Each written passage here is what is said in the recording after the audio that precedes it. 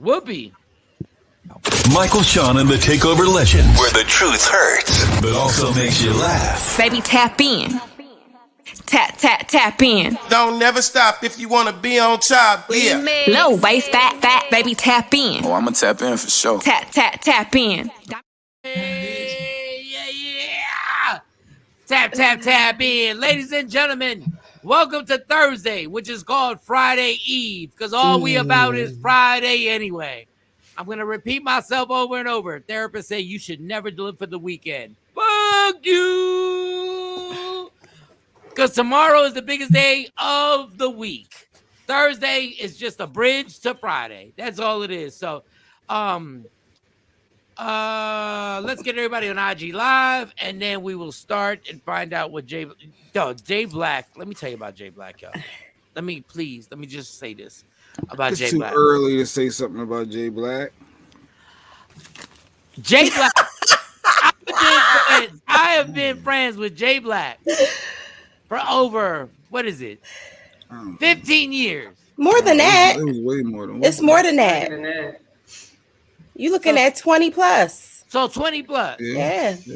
Do you know, Sexy Mode, there's still a time with this son of a bitch I will call. Oh. And if he has a TV program on, he will rush me off the phone. I can be like, Jay Black, it could be like, Jay Black, I just found out that I'm about to be evicted from my apartment. He's like, yeah, call me back after Wheel of Fortune. What? I have a silver like that. Jasmine Jasmine Curry. I'm calling you out. If Jeopardy is on, she's like, don't call me between 7 and whatever. That's what he said. Yeah. I have a friend that's like that too. Jay Black, forget how was your night? What were you watching when I called you? No, I was watching Celebrity Big Brother. It was the first night, the first debut night, first episode. I'm dying of slow death. And that's why I'm like, dude, you call like it could be an emergency. Maybe he was feeling vulnerable. No, they were just entering the house. There was a whole setup, and I need to focus on that first episode to really understand who everybody is, because I didn't know all the celebrities. So I'm like, all right, I gotta figure out who these people are for the ones I don't know. I called them for something important. Jay Black, are you Takeover Legends on No, live? We good. All right. Shawn, you know what it is. I'm coming. I literally wanted to talk. And this man said, I am watching Celebrity Apprentice. No, Celebrity Big Brother. Celebrity Big Brother. Yes. And I was like, you're right. I said, and I told him what I had to say, and he was like, oh, cool. I'll talk to you later. Hung up. Deuces. Get to the point. Let's go. I'm watching TV. Hung up. I done paused the thing, the DVR, which is, I'm like, all right, let's go. What do we need? Usually I don't even answer sometimes. I just call people back. Oh, Jesus. How was your night?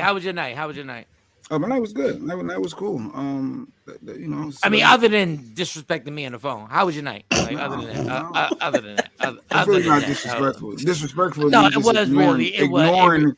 I had stuff to talk about. I had stuff to talk about, and you disrespect multiple phone calls. That's disrespect. Like, all right, because clearly something's going on. You just keep ignoring somebody. No, I was trying to talk. Done, then it's like, all right, well, we'll figure it out. But I answered. So but I was trying to talk. But it's not disrespectful since I answered the phone.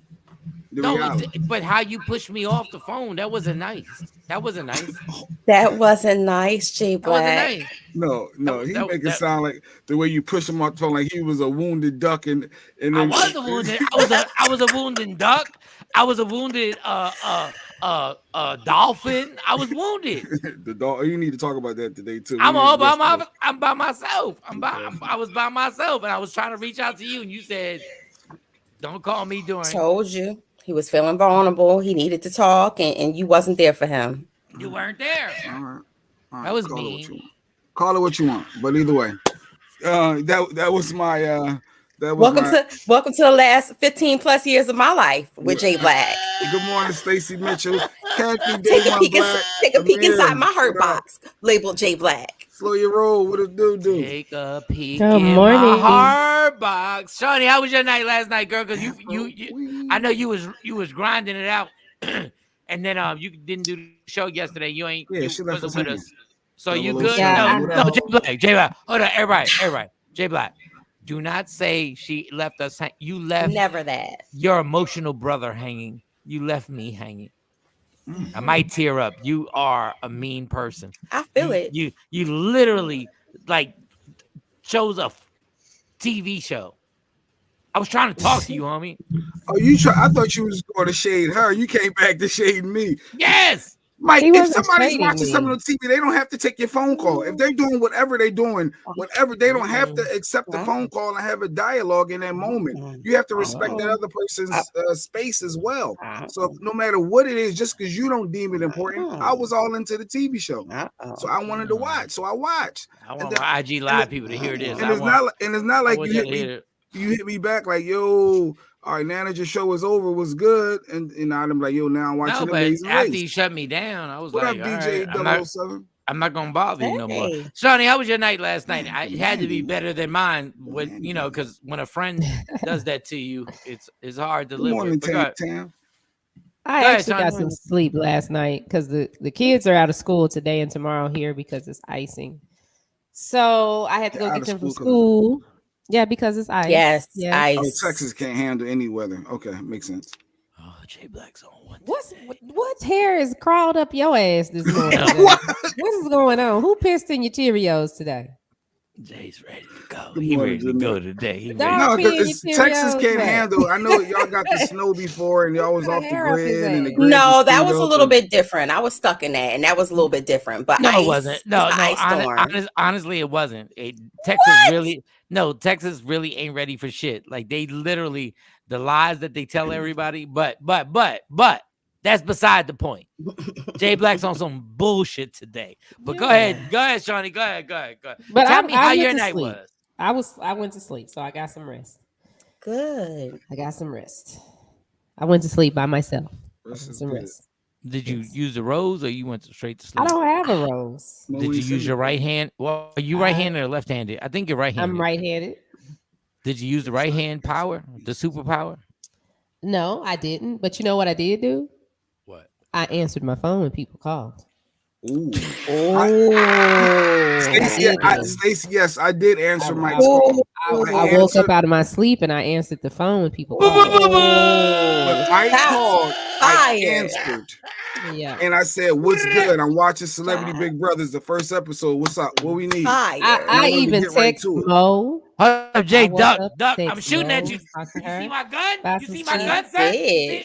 Mm-hmm. Good morning, Ashley. That's what I did do, OJ. He did. I don't ignore people. I answer the calls. Good morning, Ashley. I said, Shorty, how's your? Good morning, how you coming to the show? She said, I'm coming in hot.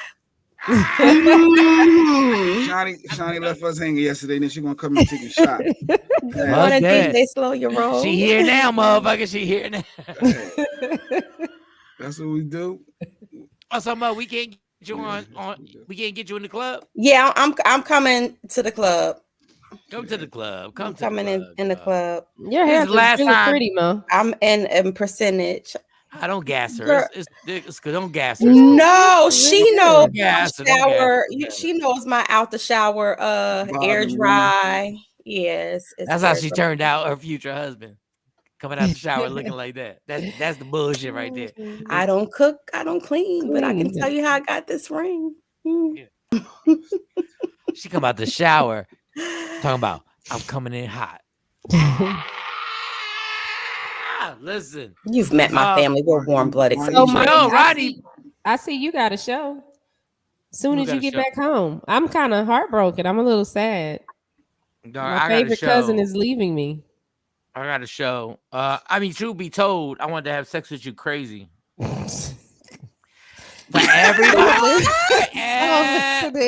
everybody watching, fuck you. Hey, he's been deprived of sleep, you guys. No. If y'all want fire, y'all want smoke, Y'all want the whole smoke, but y'all was putting your little hands, your emojis that do this, the little hands. No. The little emojis you do. Oh, if I was Stacey, I'd be so. How about I want to bang your back out? How about that? What in the world? Well, who's coming in hot today? I love y'all little motherfuckers. Was like this emoji kills me. This one right here. This is the one that kills me. Oh my god! If you would have found out what happened, that's my wife be saying that. If I was Stacey, I'd be all up in Mike's neck. And guess what? Nobody's gonna be up in Mike's motherfucking neck.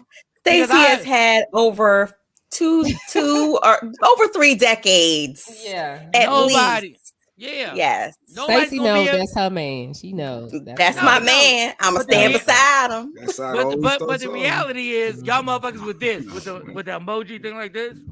The crazy thing is, I have never hugged Shawnee ever more than just hugging her just like this. Just like this. Ever in life. But y'all want to play? Yeah. You said it though. What do you mean? Y'all want to play? No, y'all want to play? This is what I'm gonna say. Y'all want to play? Start off like that and then go left sometimes. That's why y'all want to play as a grown ass man. Yeah, if I would have grabbed her from the back and hugged her like this, it would have been a problem. I would have been sleeping at Shawnee's house and raising 2 extra daughters. God, it's because people be, they be all in the Kool-Aid. And I would have been all good. Shawty and Mike messing around. I know they must be messing around. He would have been the girls would have been like, "Why Uncle Mike over here every night?" Yeah, we would have had a whole talk. We'd have had a whole talk. We'd have been like, "All right, let's have this family talk because y'all got to meet Amania, Kayla, and all that." So let's do this FaceTime. Y'all sisters. He's now bonus dad. Bonus dad. What is it called? She's my sister wife. Sister wife. Yeah. Sister wife. Yeah, we better stop playing because y'all hate they spilled the beans. No, you can play too much when you know for a fact you ain't never ever stepped over any line. I know you cannot. Any I cannot line. play. No, that's not. But I'm gonna play all day. All day. Like I don't understand how people get. Oh, they doing that. I got pictures with other people that look more suspect, and nobody says nothing about it. It started with the deacon and the deaconess picture with y'all in the white. I'm telling you, that's what started it, and then from there it just was rapid fire. I'm gonna tell you what started it. I'm fucking adorable. I'm adorable. I'm gonna ask the psychic when he come on. Does Mike secretly really watch? No, you not gonna ask that. I'm gonna put your mic on mute. No. Let's be real. Like, don't play J Black. I'm the only one. I'm the only one down for a million trillion real shit. No, I'll be real. What are you talking about? No, you full of shit. Lady Q got you by your neck. Listen. Whatever. Listen. Whatever. We 12 years if I was single, I'm not even saying Shawnee would let me. I'm not saying Mo would let me. But if I was single and I was in the game, I'm trying to smash both of them in real life. So we're in a relationship. You can say if you wasn't in a relationship, who you would want to smash. That's what we do. No, you can't handle that, Jay. You can't. Is that not disrespectful to the person that you're with? You can't handle that. I get the celebrity crush. Because everyone has a celebrity crush that everybody like, ha, kiki. But in real life, in real life, if a bad bitch is standing next to you and you at the bar and you are single, excuse me for the bad bitch, but you're not single and you're having these hypothetical moments. Yo, Jay, do you not fucking listen? I just said if I was single 7 times. But you can't say this. Yes, I can't. What do you mean? It's close by. None of y'all motherfuckers can tell me what I can't say. It's disrespectful. I said if I was single 7 times. I said if I was single. Because we know you're not. So now everyone knows in your fantasy world, if the opportunity presents fantasy world. Come on now, Jay. I don't know. For me, I would be disrespected. If I was Stacey, I would feel disrespected. Oh my goodness. That's just me. But his mic went mute again. So every time, man, he gonna be hollow. You are the most disrespectful. Right? You are literally the most disrespectful. We supposed to be talking about Brian Flores. You got NFL lawsuits. You got Whoopi Goldberg getting fired. Jay, you are the most disrespected man in the history of the world. Like I can't even imagine what it's like if the eggs ain't right, and you're like, that's disrespectful. Oh my God. Like you are the most disrespectful. You have been disrespected more than anybody in history. Can we act that out? I'm Jay Black. Disrespectful? No, you be Jay Black. Normally, thank you for the breakfast. Thank you for the breakfast. But normally I had like 4 or 5 pieces of bacon. Like this looks like 3 and a half. Me expressing my thoughts. Thank you, but Come on. You know what he says after not getting the amount of bacon that he wants? Yo, this is some disrespectful shit. Everything's disrespectful. Everything. I've never touched. Cold. Nobody came back and refreshed my drink. And what is that, Shawnee? What is that? What is that when you don't refresh his drink? It's disrespectful. It's disrespectful. Because she come back around and say, is everything all right? Well, service could have been a little bit better because my drink, the ice been sitting there. I had like 5 ice cubes this time instead of the 10 ice cubes normally. Like, and Mo, what would that be called? I done been out to dinner. I done been out to eat with you now. Everybody has. Yeah, we all yeah. But Mo, after that happens, he always claims it's what? It's disrespectful. Yes. I mean, it was disrespectful. I pay, I pay to sit down here and eat, You do get different service levels sometimes. A tip and they gonna want a tip, and I don't think I should have to tip. The service is horrible. Tip based off the service. But just in case the service wasn't there, guess what it was? It was disrespectful. It was disrespectful. Good morning, Jacqueline. TP, what it do, TP? Good morning, Jack. It was disrespectful. I got on to drama. Good morning. No, there's no drama. It's all fun. It's Black History Month. Thank you. Tam, thank you so much for sending gentlemen to get these couches to pay for them. You sold it, so you did get to sell the couches. No, because Dallas Fort Worth is the worst. He had a U-Haul set up to come get these couches. Off of some sleet and snow. Oh, U-Haul has canceled anything that you can get. Any bit of weather. Exactly. They don't want their trucks, right? They don't want their I told you these people can't drive out here. Yeah. Oh my God, it's so embarrassing. It's just embarrassing. I looked out the window this morning and I saw all of that. I said, "Oh, well." No, I've literally on the East Coast been somewhere where like 5 inches of snow fell down, and 2 days later we're back to normal. We pre-salt, but that's the difference, though. They don't have salt. Snow and ice is 2 different things. Well, driving in snow is one thing. Driving on ice is something different. But Shawnee, they're closing everything down. Like by 3:00, I promise everybody's gonna be good. I agree. Yeah, I agree with that. The sun's gonna come out. Like, what are we doing? They don't know how to drive on ice, and it's a difference. They don't know how Oklahoma, they get ice and snow, so the snow is covering up the ice. People in Texas don't know how to drive on cement with 75-degree weather. Like, stop. Y'all motherfuckers are NASCAR for real. Like, the left lane in Texas means you have to literally go 90 miles an hour. The left lane, you have to go 90. You have to go 90 and keep it moving. Like, it's oh God. Jeez Louise. All right, y'all. Did I not ask anybody? Oh, Mo, how was your night? I don't remember. Wow. Okay. I remember.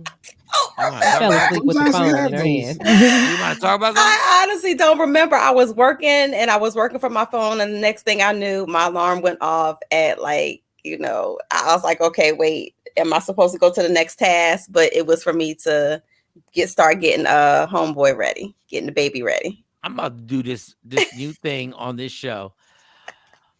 And I'm at like 3%. I was at 3% when I woke up. So that means I was working.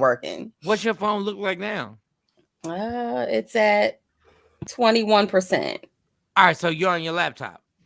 Oh yeah, no, I'm always on my laptop, but I have my phone. Charge your phone charging now. So I can get in the club. Yeah. Can you charge the phone now? Yeah, I've got it on a charger now. All right. Recap this comment, Mike. My job shut down today, and I work at a hospital open for emergencies only. Ain't that about a bitch? You know what? Wow. Like emergencies or real or emergencies. Yeah, Emergencies. how do we classify what's an emergency? How do we do that? Good morning, G. Kathy. Where are you at, Kathy? Where She's in Killeen. Are you fucking kidding me right now? She's in Killeen. Are you fucking kidding me right now? Oh my God. Hey, that's Texas. It's sleet. It's sleet. It's ice. You know what you do in sleet and ice? You drive slowly. Mm-hmm. Well, they don't. They don't do that. Don't take no chances. It's like an ice skating rink. Mm-hmm. So the hospital gonna be shut down. Don't get shot today, y'all. Don't have a heart attack today. Gunshot victim only. That would be it. Well, it depends on what kind of gunshot. Was it a 22? Was it a Glock? Like, yeah, we need to know. Did it bust your heart? Wait, that. If it's a 22, put a Band-Aid on it. Look, Kathy Black said, here you go, Kathy trying to talk gangster. We not playing with icy roads. Like you gangster. We not playing like icy roads is something that nobody else in the country deals with. Motherfucker, the whole country deals on the Northeast with icy road. We not. Yeah, y'all are used to it though. Y'all are used to that. We had the worst winter ever last year. Yeah, we had a winter that the Northeast has never seen. If we don't, and I look at me saying we before I leave. If we don't stop acting like bitches, dog, drive the car slowly, do what you have to do, and get to work. Like I really want to take it outside. It's just sleet. It's sleet. It's sleet. It ain't a snowstorm. It's just a bunch of cold rain stuff that mushes together and lays down on the ground, and all you have to do is be careful. That's all. They don't even have no, it's salt, ice. though. You slide on it. It ain't mushy yet. It's like right now there's a charter bus that got I-35 shut down. Yeah. Because it's stuck on the ramp with passengers on it. Right now. It just shut down. Right, Stacy. Yeah. But if you'd been driving 15 miles an hour the way you should have been, and if Texas has no salt machines that put in salt. They put you guys put sand. They don't even have. Okay. They don't even they not put priming the roads. They're not putting the salt down. No. Preparation stuff. Okay. Dude, it's like literally getting on ice for the first time in your life out here. Like they don't even put salt down anywhere. Scary. Nope. All right. Like, I'm just glad to have some days off of work. That's crazy. Hey, enjoy it. That's what you call. Stop saying mental health. It trivializes. Mental health day is every day. For you to relax, release. Yeah. You should do that every day. Yeah, but you can't take off Tuesday just because you want to take off Tuesday. But you can if you need that. Most employers embrace you not being stressed out and being. But you can't look out the window and be like this. And you said most employers, but you ain't one of the most employers. I know you. Well, you be like, oh, your kid sick. You broke your foot. Well, is the other foot working? Can you hobble into work? All right. Well, it's Black History Month, people. Right. And Mike, I saw this picture, and I wanted to know if you can't name more than 5 people in this photo. I don't know. We have to question your blackness or Puerto Ricanness, Mike, because you should be able to do it. Can you name more than 5 people in this picture? How many total can you name without naming them? How many faces do you know? Hey, Harriet. Hey, Malcolm. No, I just said without naming the names. Just total. How many total? 1, 2. What was the question again? 4. How many? I just want to know how many can you get without saying their names? Black Panther. 6. Black Panther. Yeah, it's Black Panther. 7. And it's not Maxwell at the bottom. That is not Maxwell. Oh, okay. 8. I can I know who he is. I know all these people, but my knowledge on names are horrible. But I will give. How many names? I need to know total. So far, at first glance, I'm looking at 8. 9. I'll give you 6. You can name 9 people, Mo? 1, Yeah. 2, 3, 4. I went to HBCU. HBCU. Stop playing. I can name 7. Mo didn't just go to college. Mo actually paid attention. I got Oh, 8. Oh, that's I can do 8. That's the author, and I can't think of his name because I just watched a whole YouTube on him. Okay, so I'm mad that you said that ain't the weekend. I'm sorry. I got That ain't Maxwell. 2, 3. Oh, it's an her. image on The Media half Room face 360 is 4. I literally 5 on the names. Oh, you got 5 names. Okay. And But Shawnee, I'd have to research because I you can't research. It's either you because know. no, that's James Baldwin. So I'm sorry. That's James Baldwin. I'm sorry. Don't fuck with me. That's James Baldwin. My wife said James Baldwin, and I didn't know which one he was. So one of the greatest writers who was gay. Mm-hmm. One of the greatest writers ever who stood up and sat there in front of white people on the Dick Cavett show and actually fought and said the most amazing things ever. And yes, go ahead, Mo. Yeah. No, I was saying when you were talking about just openly talking about their sexuality, Langston too. 5 in the Apostle. Yes, absolutely. Talking about the Harlem Renaissance. On there? Where is I have which one is James Baldwin? Which one is James Baldwin? The one Martin Luther King's right there. I'm thinking, even though that seems like he gained a lot of weight. You don't know. You just no. I'm about to say. Oh, that's not James Baldwin there, right there. My wife did say that his name James Baldwin. She thought was in one of these pictures. I didn't know. Yeah, the one. That's not him. So you think it's to the right or left of Martin? To the right. No, my right. Like remember, no, Martin's right. Martin's. Yeah. No, then that's Martin's left. No, I don't see James Baldwin up there. I thought that was talking about on top of the weekend. Yes, I thought that was James. I thought that was James Baldwin. That's not James Baldwin. Because he's heavier than James Baldwin. He's heavier. Now DJ Slow. I think it's because you were looking at the hairline. It's because you were looking at the hairline. You don't know none of these people. You got to. But the fact that James Baldwin is not on this picture is ridiculous. I think he may be. He may be because you the second one to say it, so it got to be something. No. Jim so Brown. Mo was the winner with 9. Mo said she can name 9 people.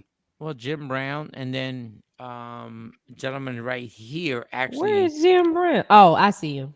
Right next to Harriet, right? Yeah, that's Jim Brown. Harriet Tubman. Then that is right next to Harriet Tubman to the upper right. That's I think that's Jackie Robinson. No, the upper right is James Washington Carver. Okay, that's James Washington. So I'm looking for no clue who that was. But if you see a picture of Jackie Robinson, it's gonna be like very close to that. Is that Hank Williams? In the corner? In the right corner? Or is that Jackie Robinson? It's cut off. I can't see. I don't see half of the face. I thought it was Hank. There is no Baldwin in this. So Rodney Perry said there is not James Baldwin. No, James Baldwin is not. That is So why the fuck did you put this picture of it? James Baldwin is not in here. If you don't even know who on here. Because it's Black History Month, we bringing more awareness. I wondered. So why would? My bad. He said that's George Washington. Oh, that's maybe the top right corner. Who's on the right side of Martin? Who is on the right side of Martin? Wait. Right side of Martin. With the eyes? If is Martin's right side. Who's on Martin's right side? That's not Louis, is it? You see me squinting. I'm squinting too, honey. Mike, you muted. I know to the left of Harriet, the bald head guy, that is W.E.B. Du Bois. Okay, Mo. Right up under. I know I ain't got my concept. Right up under Harriet, the one where he's looking next to Malcolm. With the eyes. Yes, that's W.E.B. Du Bois. It's Booker T. Is that Booker T? To the right side of Martin. Martin's right hand side. That's Booker T. No, that would be our left. That's our left. He's saying our left. This man over here, but no, he's talking about the other James one. Baldwin. That's not Louis Armstrong, is it? I think he's an entertainer. That's not Louis Armstrong. Her husband said that's Lou. Yeah. Oh, so I was right. The lady all the way to the left on the corner, looking to the left. That is Rosa Parks. Yeah. Yes, and then that's Malcolm. And W.E.B. Du Bois, Mandela. Then you have Harriet. Wright is a critical writer, native son. Huh? Richard. I think his name was Richard Wright. Right. Mm-hmm. All right. So then you have John Washington Carver. Yep. Okay, so I got 10. All right, so Mo's the winner. 10. Mo's the winner. You know her Black history. Yeah. No, I just wanted to do a Black. There's not. Somebody said there's not Booker T. That is not Booker T. They like no. But it's Pusha T. It's Pusha T. Oh, that's Pusha T. That's where's Pusha Mom T. at? You know, So wait, the guy with the dread, with the guy with the locks, is that Bascott? Yes. The guy with the locks. Who you see a guy with the locks down there? The weekend. Oh, Maxwell. That's Maxwell. That's why. Is that the artist, Bascott? I think that is. That is. Yeah. Okay. But who's the half a face next to him? Who's the half a face? That's Jackie Robinson. We said Jackie Robinson earlier. Yeah. How do y'all have a half a face of Jackie Robinson? How do y'all? I didn't count that in my 10. And Rosa Parks. How do y'all have a half a face of Rosa Parks and Jackie Robinson? It might have just been my Malcolm's picture. half too. Malcolm is half. And we know who he was. That is Jay Black's favorite phrase. That is so disrespectful. That is disrespectful. So disrespectful. Especially since this is something that we had to call in, phone a friends to figure out who these people were. Like, and we should know. Did you know all of them? I didn't phone in anybody. I'm willing to say that we had the phone. Roddy and please the go listeners, get him. y'all didn't know. Half of the buildings at Cheney University are named after some of the people in this picture. I stayed my freshman year in Harriet Tubman dorm. But you should. You should. And bringing awareness. Yes, we you should know who these people are and their accomplishments. Next time, give us a full face, though, to be fair. The fact that Malcolm X and these people are half face is disrespectful. It's disrespectful. Disrespectful. I agree. Hey, this was my attempt at a little and Black. That was Jay Black. For those who don't know, that was motherfucking Jay Black, who was disrespectful. You know what that was? That was a Black History moment with Jay Black. That's what that was. Look at there you go. I put it up. Disrespectful. That was a Black your half-ass history lesson. Every day this month. Hey, guess who this is? Guess who this is? The most important person with half a face. Can you tell the left eye from Malcolm X? God damn. Who's half a nose, half an eyebrow is that? He had a dream, but in this picture, he only had a he only had half a dream. He had a one-third of a dream. Love me for who I am. Understand where my heart is at. There we go. All right, what are we doing next? Brian Flores, so as an NFL coach, is not sports driven, but it is more like a Colin Kaepernick 2.0. He's standing up. For those that don't know, he was let go from the Miami Dolphins as a head coach, and now he's suing the league. So Mike can explain exactly what's going on.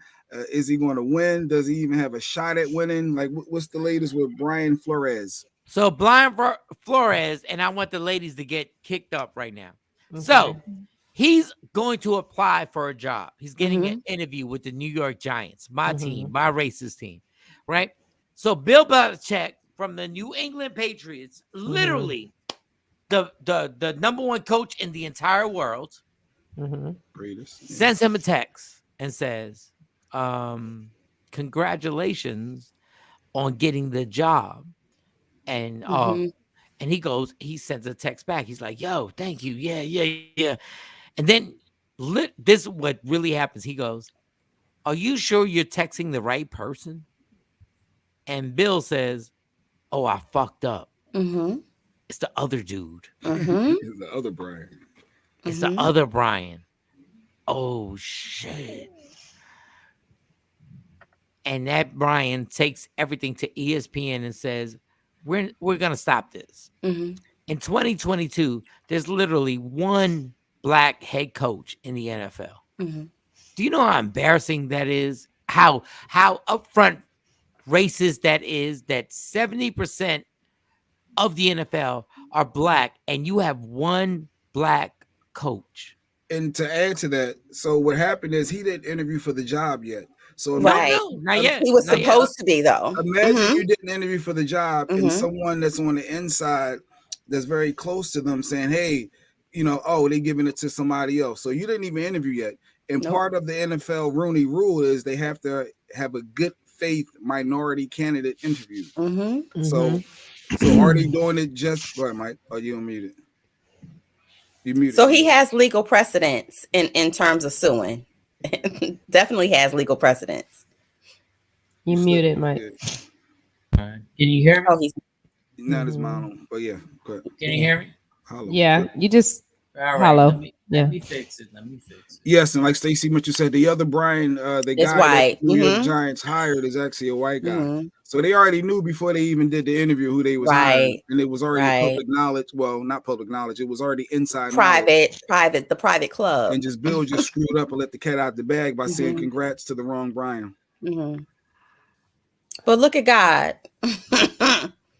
I mean, it go back to what I say. Listen, it's enough money in the Black community to you start your own league. It's not going to pop overnight. You know, it'll take time to build it. But, I mean, you just got to build it. Why keep letting somebody treat you that way? Because they're going to pay them a lot of money. But I'm glad that he is, pushing this to the forefront and creating some type of legal precedence for it. He gave up his career. But they're really not going to do nothing. I mean, what are they really going to do? Not hiring. They're going to say what needs to be said, give us that, that corporate answer, and then keep the league. Maybe it's still gonna. He's still gonna walk away with something in his pocket. Yeah, but we want more than something in the pocket. We want something for the people after that. Well, setting legal precedence does that, because the first case, like if this is a first case basis or where it's actually brought to court, there's legal precedence for it, and he succeeds with a lawsuit.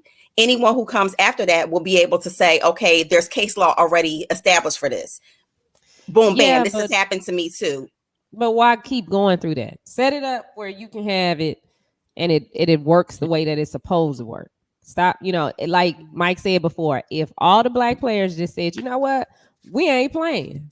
Y'all ain't gonna have no Super Bowl.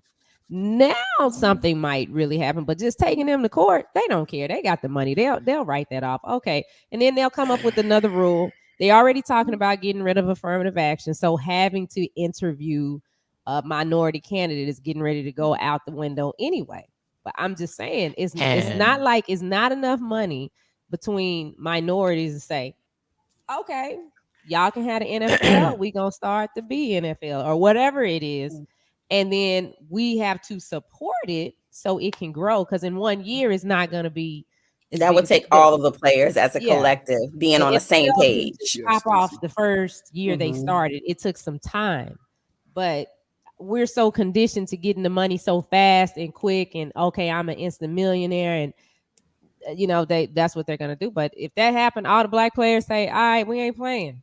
All right, we ain't going to feed our families. We ain't gonna feed our families. No, I'm just saying, you should be managing your money. If you already making millions, then you should be managing your money right. So in the event that something because you ain't gonna play football forever. You know that you ain't gonna be on the plantation forever. You gonna get your freedom papers from your master. So ahead, and you can go get a job. It don't take millions to raise a family. You can raise a family on a 6-figure salary. Hell, but not if you already have that lifestyle. It changed the lifestyle. It would take a collective mindset, though, because now you're talking about changing behavior. You a certain way then because you want it to be Kunta on the plantation. So be Kunta, play your role and don't complain about it. Get your check and shut up. All right, Mike, Shawn, let's go. Let me hear your thoughts, son. What are you thinking? Nope. He's a Black guy that's giving up his career. He probably never going to get another NFL coaching job like Colin Kaepernick. Like he's never going to probably be back in the league. So he's sacrificing a lot. He's doing it for the cause. He ain't sacrificing a lot. If there was videos right now of somebody of all the NFL players, literally, and the owners were literally, and they had audio and video of them calling every NFL player a nigga. And after we saw it, would you stop watching football, Jay Black? Nah, I wouldn't. I would still watch. Yeah. So that's why I said changing the behavior and a collective mindset is a totally different ball game than just saying, okay, we all going to get together. In theory, it would definitely work. It would definitely have a large impact, but you would have to work as a collective. And I don't see that happening. Can y'all hear me? Yeah, we can hear you. Yeah. Hollow. All right, let me get this hollow before, so I can just show you what the hypocrisy in the. This is embarrassing. Yeah, and good point, Stacey. They wanted him to also lose some games so they can get a top draft pick, because the worse NFL record, the more games you lose, you get a higher draft pick value. So you can get that stud coming out of college. So that they like, yo, we need to tank. We need to lose these games. So he's letting it all out. Go ahead. So number one, who gives a fuck about football? But y'all do. We do. We do. I just want to ask y'all something. If y'all really, if these players are so adamant and they really want change, all they have to do is cancel the Super Bowl and they will get whatever they want. Because guess what? For those who don't know, Major League Baseball canceled the World Series simply because they didn't like how they were being paid. Had nothing to do with race. Had nothing to do with that. Major League Baseball canceled the World Series. Literally, because they were like, we ain't get paid. And you know what the Shawnee and Mo, do y'all know anything about baseball? Yes. I know they got the best contracts. Okay. Who you know about baseball, Mo? Who you know about baseball? Just who you know about baseball? Give me a name. Give me a name. So not just name, but I would say I understand how they draft. But give me a name. Give me a name. Rodriguez. He's been okay. You know what's funny about this? No. She's saying Rodriguez. He's been retired for like 9 years. Right. Listen, no, definitely. But listen. But do you know next year they're gonna get a 36% raise? On their bargaining is crazy. Yes. Okay, yeah, so they got the best contracts. But ain't nobody gonna cancel the Super Bowl. So stop playing, stop bitching. Cancel the World Series one time. I just said that they canceled the entire World Series. You want Jesus Christ? You want black people to be an owner? You want black men to be owners or black women to be owners? Cancel the Super Bowl. That's all you got to do. Because guess what? That's when the billionaires get pressed by the other billionaires, the Disneys, the NBCs, the CBS, and they start pressing them going like, what the fuck? We done spent this amount of billions of dollars on this, and then, but you won't. And then the white boys say, well, what do they want? What do we need to do for the blacks? Fuck the white boys. Fuck the white boys. The black people on those football teams say, I'm done. Well, yeah, that's what I'm saying. But when they do that, that's when the other people say, well, what y'all want? Yes. What we want is black ownership, black general managers, and the whole nine. And they saying we want the best fit candidate. So maybe the black Brian wasn't better than the white Brian. So they went with the white Brian.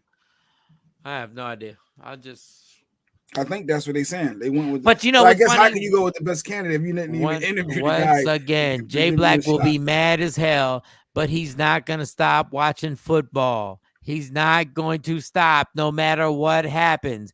They could literally have an onslaught of just white owners saying N-word, N-word, N-word, N-word, N-word. All these N-words, light-skin N-words, dark-skin N-words. And guess what Jay Black would do on Sunday? Watch the Eagles. Honestly, if it was a movement and we all was in unit and we was all together. Colin Kaepernick wasn't a movement? No, I'm saying. And everybody didn't stop watching. They still kept watching. It wasn't. Colin Kaepernick, you just said if it was a movement, you would support. You didn't. It wasn't a movement. You know what I'm talking about because you watch football too. Dog, Colin Kaepernick is a movement. You can't get a bigger movement than what he said. He said, stop, you fucking cops. Stop killing us. I know what you. I see. That's a movement. When I say movement, meaning how Martin had a movement and he said, yo, we not riding these buses. And everybody said, nope, we ain't riding them buses. Black folks are still watching football. Everybody got the Nielsen boxes or the rating boxes, still was watching. I'm done. So I'm talking about a bigger scale movement where it's known. Not a bigger scale movement. We're not going to buy gas today. Not that movement. Oh my God, Jay. But I did support that too. I bought gas before. Oh my God. But I get what you're saying. I can't believe you just said that. I can't believe what? you No, just I'm speaking hypotheticals for everybody. It's not hypothetical. Colin Kaepernick really wanted people to stop the cops to stop killing people, and you still watch football. And so did you. And that's my point. Oh my God. We're like shout out to white people. They got us so caught up.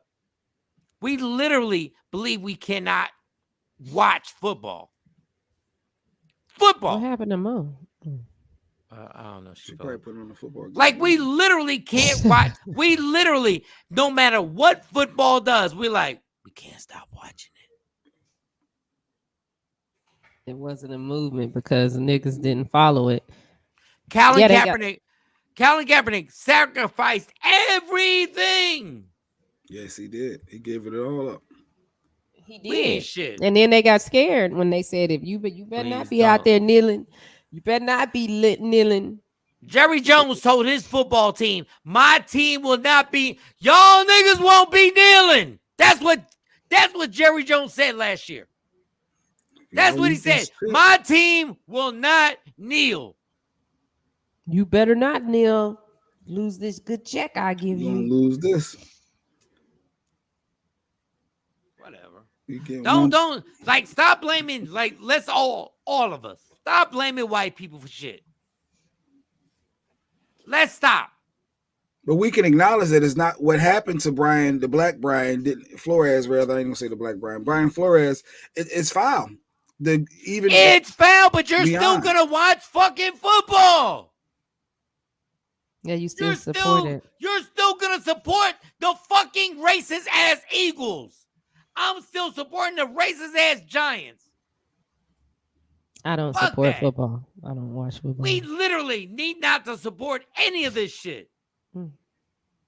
Any of it. So if all the black players that's scheduled to play in the Super Bowl, the Rams and the Bengals, if they just sat out and not played, that would get the movement going, and no one should watch. The NFL literally would have billionaires on their neck, other billionaires saying, "What the fix fuck? The problem." These N-words done stepped up. If everybody canceled the Super Bowl, but you know what? But then we got the Stephen A. Smiths of the world, and then we got everybody. We got to win a Super Bowl. You do know the whole point of playing in the NFL is not winning a Super Bowl. It's changing your family's social situation, your financial situation.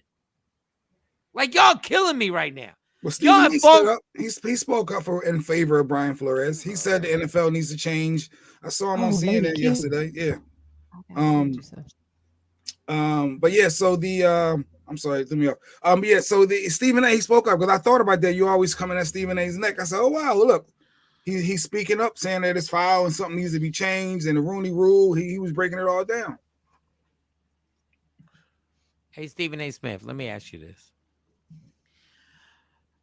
when Colin Kaepernick was literally kneeling, you went at him and said the camera should never be in his face ever again.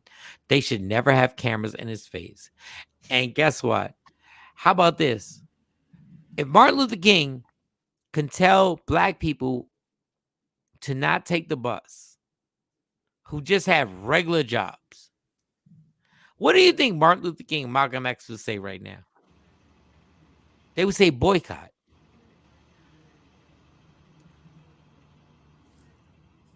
They would say boycott. Right now. Right now. When you have the NFL in the worst situation ever, they would say boycott now. Not one black player is playing in the Super Bowl. Nope. Not doing it. So who's that leader that's going to lead that charge, though? Do we have that? No, they done. That can inspire people to that degree? I promise you, if the Super Bowl was canceled, things would change in the NFL.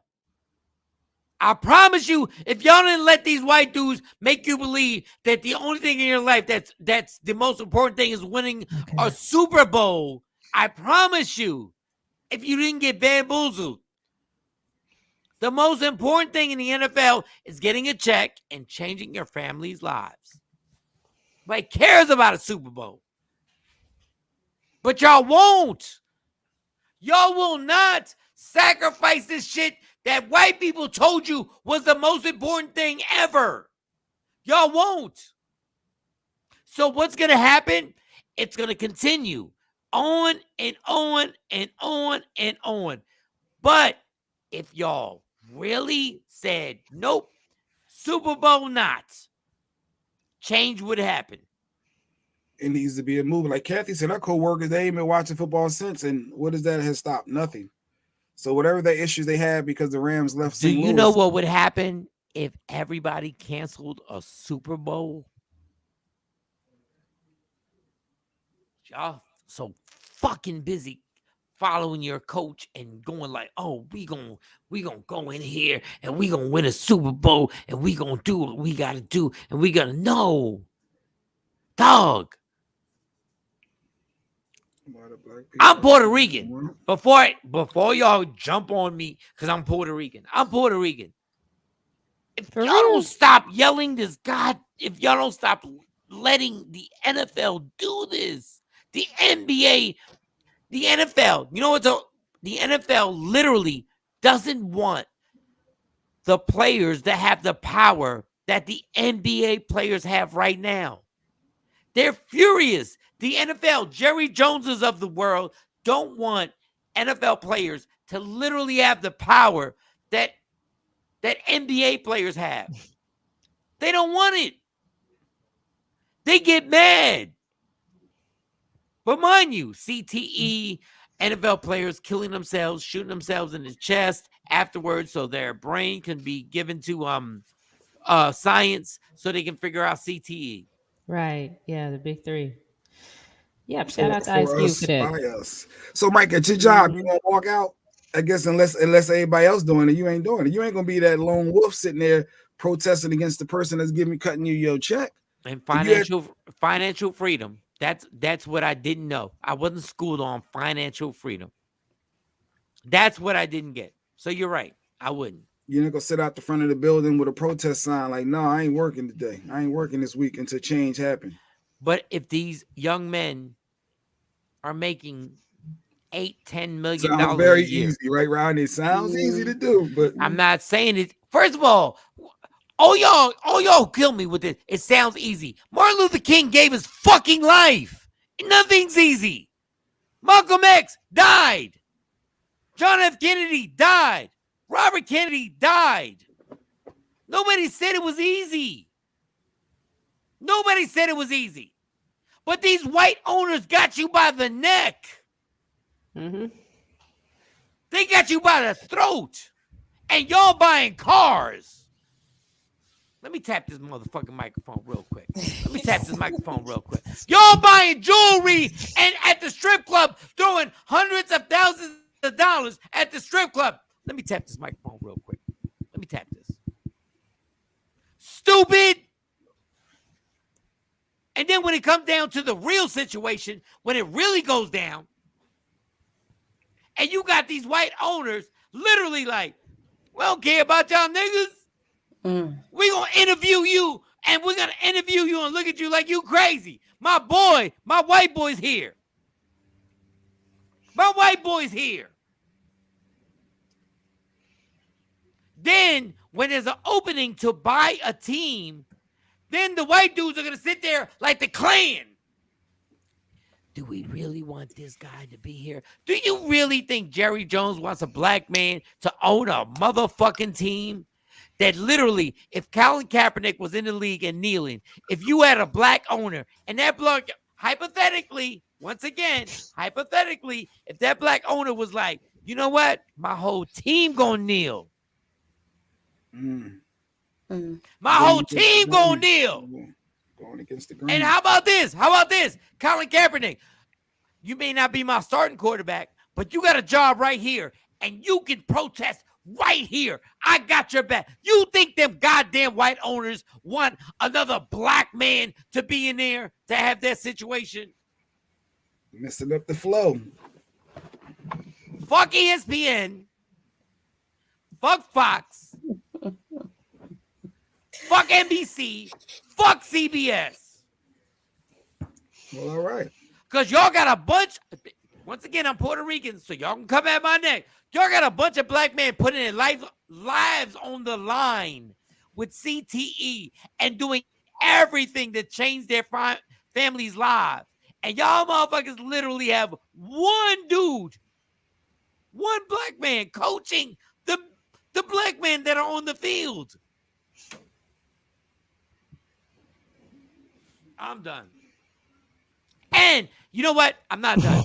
Hold up. I'm 1,000% embarrassed. I'm 1 trillion. I'm 1 trillion, billion, trillion, all the way to Mars. Embarrassed that I still watch this shit. I'm embarrassed that I still watch the NFL. And you saying Jerry Jones, like he's one owner of one team. It's 31 other teams. He makes the decisions. He told that boy Dak. He told that boy Dak Prescott. He told that boy. Yeah, that nobody boy. Is going. He told that boy. He said nobody on my team is gonna kneel. He told that boy. But how does that affect the other owners with hiring coach? Like if I'm the New York Giants, what pull does Jerry Jones have over that owner to say you better not hire no black coach? He told that boy. The culture. Like, do you know Jerry Jones has never had Jerry Jones has never had a black head coach. He told that boy, y'all none of your boys is gonna kneel. And they didn't. He's never had a black head coach. The New York Giants have never had black head coaches. That's that slave master shit. We ain't hiring nobody.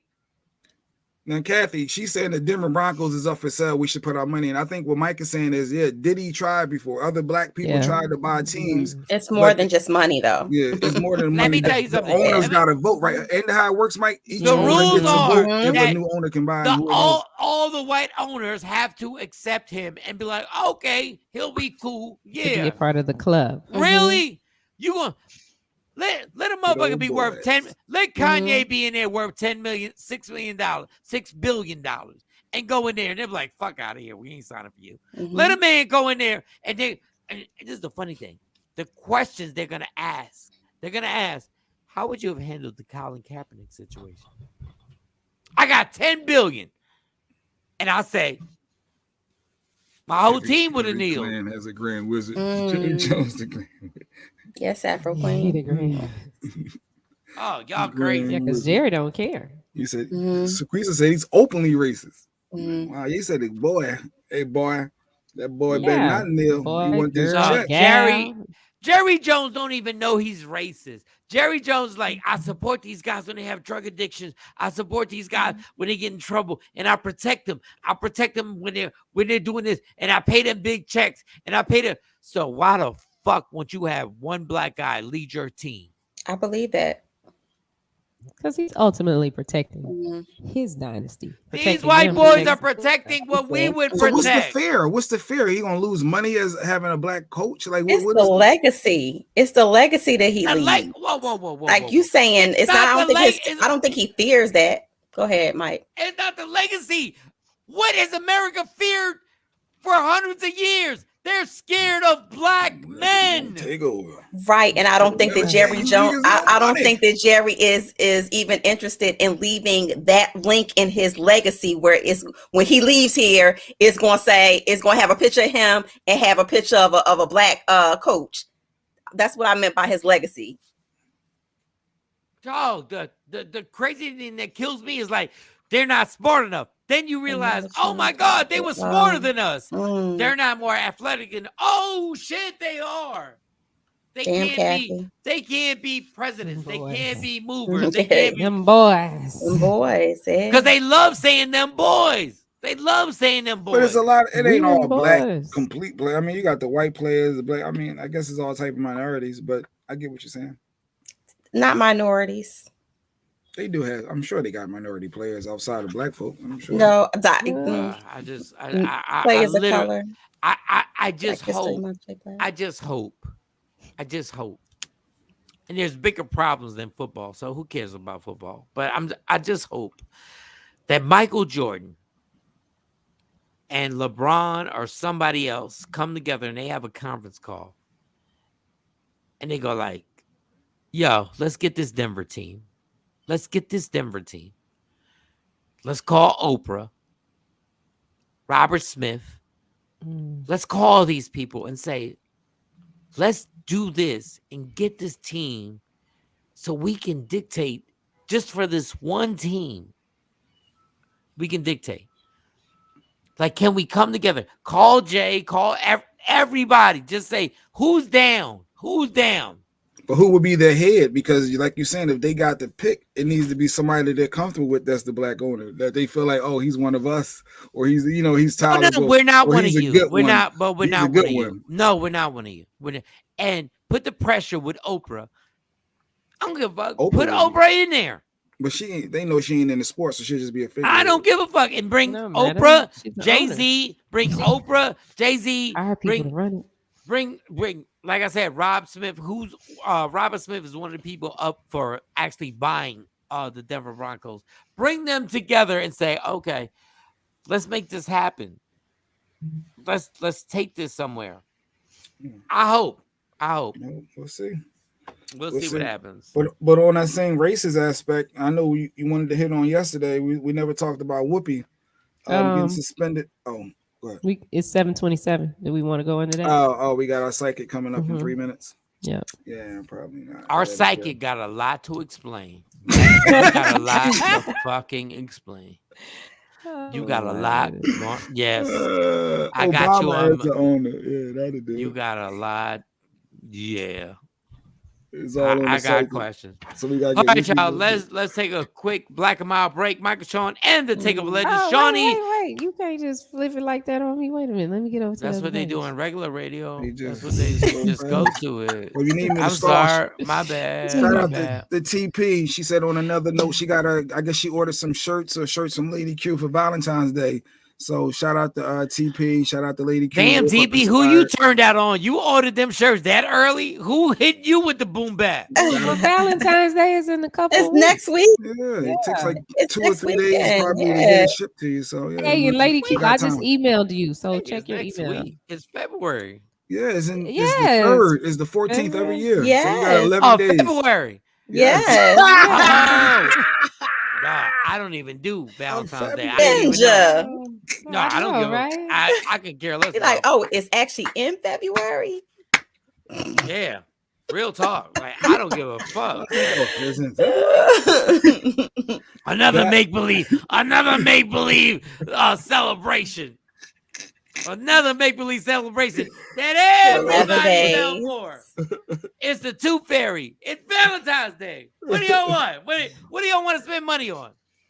You just better get Stacy a little something. You coming back to the East Coast? It could be before then. It just needs to be near then. Listen, it doesn't have to be on the day. Just near then.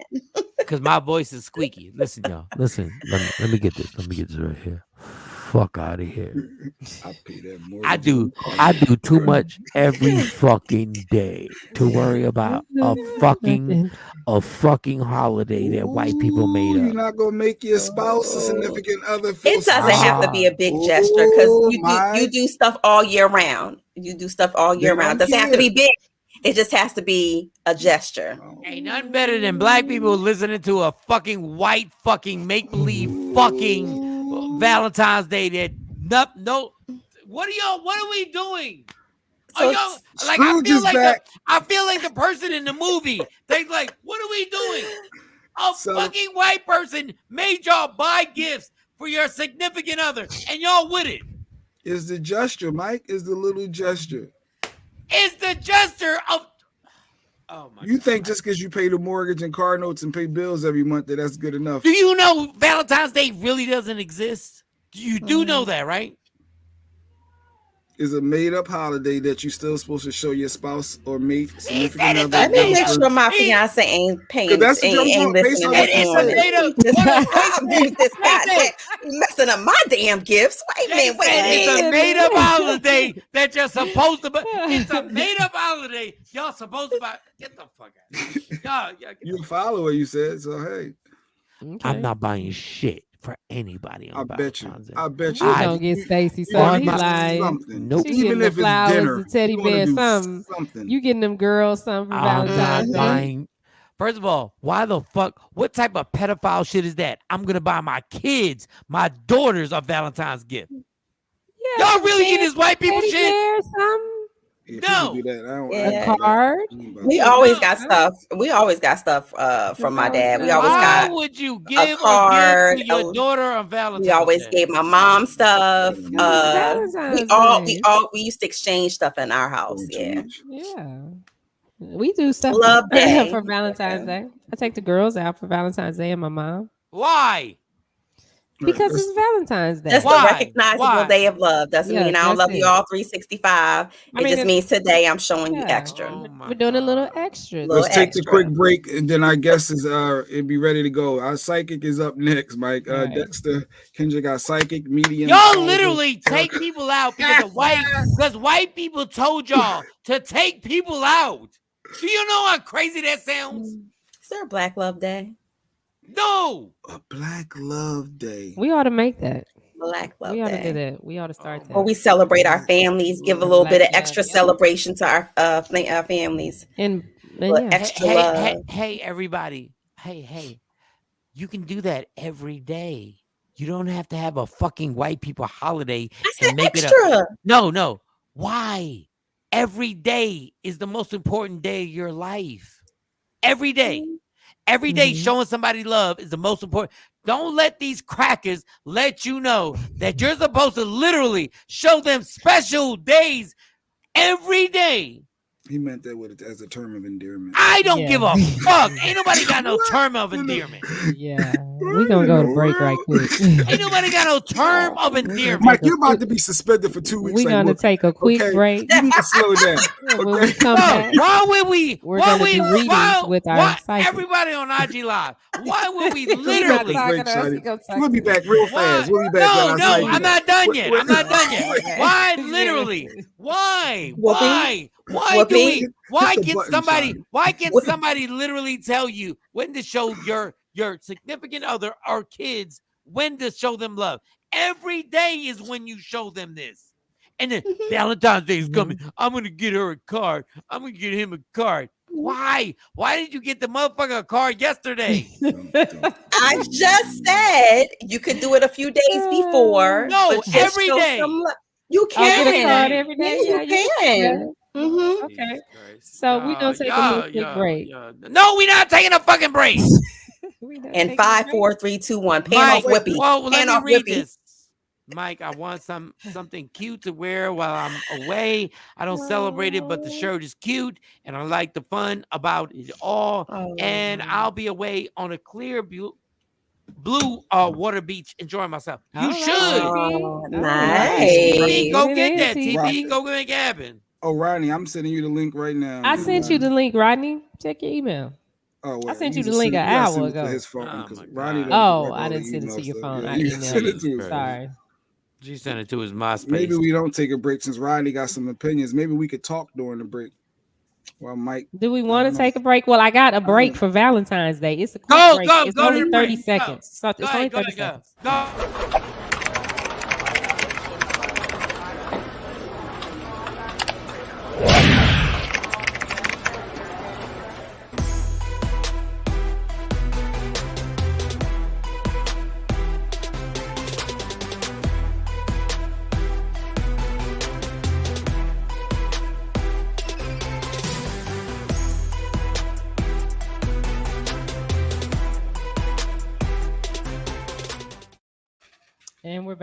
And we're back. That was a quick break. That was quick. Quick break. Rodney Perry's going to be joining us. Let's bring our psych again. Oh, Mike. Oh, wow. Mike, he's back. What the fuck? That was 30 seconds for real? Yeah, it was a quick break. That's how they do it in radio. That's how they do it in radio. They what the hell? Y'all ain't never been that. Y'all ain't never been that. What the fuck? Oh, everybody want to be professional now. They're like, oh, we back in 30 seconds. What the fuck? I got a lighter in my hand right now. I'm about to go smoke a Black and Mild. God damn it! And why? Hold up, Mo. And your phone still ain't charged? Yes, it is. It is at 39%.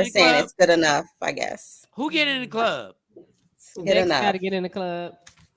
Yeah, Dex in his room for Dex. I think Rodney going to pop in. If Rodney pop in, maybe he'll get a reading as well. That'd be dope. Uncle Rodney, that'll be funny. Oh my God.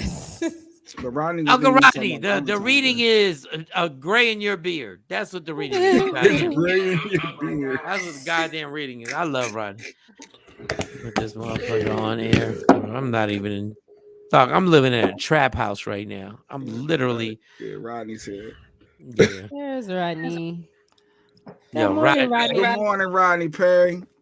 Y'all really be dick riding Rodney heavy. Like, y'all really be dick riding. Some real, like, for real. Like, y'all literally be like, hi, Rodney. Hi, Uncle Rodney. I like your hat today. You look nice. Bullshit. Look at this bullshit right here. I like your morning. We supposed to say, what up, fool? What up, Rod? Right. Yeah, the way, that's how I say hi to Rodney. You got Rodney with his whole ass up here with that bullshit.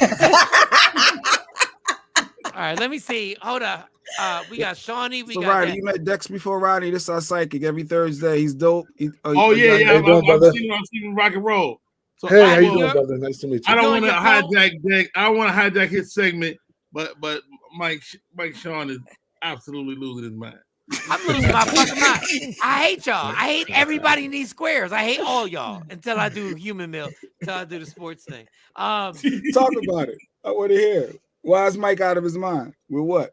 Well, not necessarily out of his mind. I mean, he makes some really valid points, and so does Shawnee and everybody else. I mean, no, she didn't. No, she didn't, Rodney. No, she didn't. No, she didn't. No, I was on your side, Mike. Oh, yes, she did. Yes, she did. Yes, she did. Yes, she did. She's making the same point. She's like, why don't we just start a new league? Well, that's easier said than done. Jay Black said something about the movement and the size of the movement. The size of the movement matters. I mean, we're talking about civil rights. It was people that was like, fuck that. Mm-hmm. During that time, in real time. It was people like, yo, I can't afford not to go to my job. And you're looking at, and we had this conversation yesterday in terms of NFL career is not very long. So to ask a group of guys that work, the vast majority of guys work maybe 2 to 4 years tops in the league, and ask them to take a year off is almost absurd. So this Brian Flores is the movement. Right. This young man that's taking his time off from his family, he will, like Black said, he will never coach again. Ever. Mm-hmm. Yes, he will. But Rodney, can I ask you one question? When yes, you sir. Say it's absurd for somebody to take a year off. All right, let me pause and let me get this right. So when Martin Luther King actually did the bus boycott, nobody made millions of dollars. And they Alabama, they literally walked. And you're gonna tell me it is too much. If these NFL players want change, you're gonna tell me it is too much to boycott the NFL. No. It's not too much, but I don't think there's enough of them that have you. I mean, we're at day one of the protest. Martin Luther King didn't get nobody to move day one. Like it takes time to move people, right? And so, say for instance, what you're saying, we would have had to been inactionable for that a year ago or two. So no, you're absolutely right. But my thing is, we won't even stop watching, Rodney. That's another conversation, Mike Shawn. You talking about millions of people watching them fucking television. That don't make sense. But Ronnie, we won't even stop supporting the league. Even though we know what they're doing is racist, we won't even stop supporting. Who is we? What do you mean? Me and you. Me and you. Me and you don't go sit in the stands. It's still yes. Yes, we do. Yes, we do. We sit in the stands. Way more white people that sit in the stands than blacks. Period. But once again, we're not involved with them. We're talking about if you want change, then the Super Bowl. Let's not get into the semantics of watching and or going to games. The real change could happen with the players. Yes. Like you said, if we boycott a Super Bowl, the black players boycott a Super Bowl, that would be huge. It's not gonna happen. But see, that's what I'm saying. Like this is the incredible part of this. The Cubans, Dominicans, white people in Major League Baseball, they canceled the World Series. They canceled it. Would you agree with this? That baseball is racially further along because baseball integrated years and years ago. And so, but you got to also look at baseball. There are no American blacks that play in large numbers. They are blacks that play, not in large numbers. My thing is, so what is the difference of a union canceling the World Series? And I'm saying, if you really want change, every African-American player says, I'm not playing in the Super Bowl. That's what Martin Luther King did. That's what Malcolm X did. And all of a sudden, we're like, it can't happen because we're so intertwined. We got history on the NFL and people boycott. We have history. The last time they boycotted the NFL, what did they do? They went and got scabs. Dog, they're not going to get scabs for the Super Bowl. They're not going to get scabs for the Super Bowl. So you're asking like the only leverage, you asking for 44 guys. Let's say, just say 44 guys to boycott now after one guy said something. Why does that sound so incredible? Yeah. Why does that sound so incredible? Like, Shawn, I love you, but I'm not boycotting something because you said we got to do it. No, I'm not saying do it because I said we got to do it. I'm saying doing it because everybody's being affected about. Everybody's being affected. What we boycott, Mike Shawn? When? The Super Bowl. This Super Bowl right now. Yeah. Every player back out right now. Right now. Every black player black out. And you know what will happen is that the billionaires that own the companies will for the first time be pressured by other billionaires like Disney and everybody else in NBC and all them, and they will get the same pressure in their neck, and they will say, those billionaires will be like, look, I don't know what you're doing, but you better change something because I got billions up here right now, homie. And we on the same level. We're looking eye to eye right now. Jerry Jones, I don't give a damn what you think about kneeling, but what I'm telling you right now is that I done put all this money up, and you better do something. But we won't do it because we're so entrenched in this pageantry of a Super Bowl. The only time you have advantage is when you have them, when you have the leverage. We not playing. Now what? Now what? I want black head coaches. No, you know what? Skip black head coaches. I want black general managers. I want to know that the next owner of the Denver Broncos is literally, if we put a team together, is gonna. I don't want the cosign of all you owners. I want a black owner for the Denver Broncos right now, or we're not playing the Super Bowl. Period. Anybody down for it?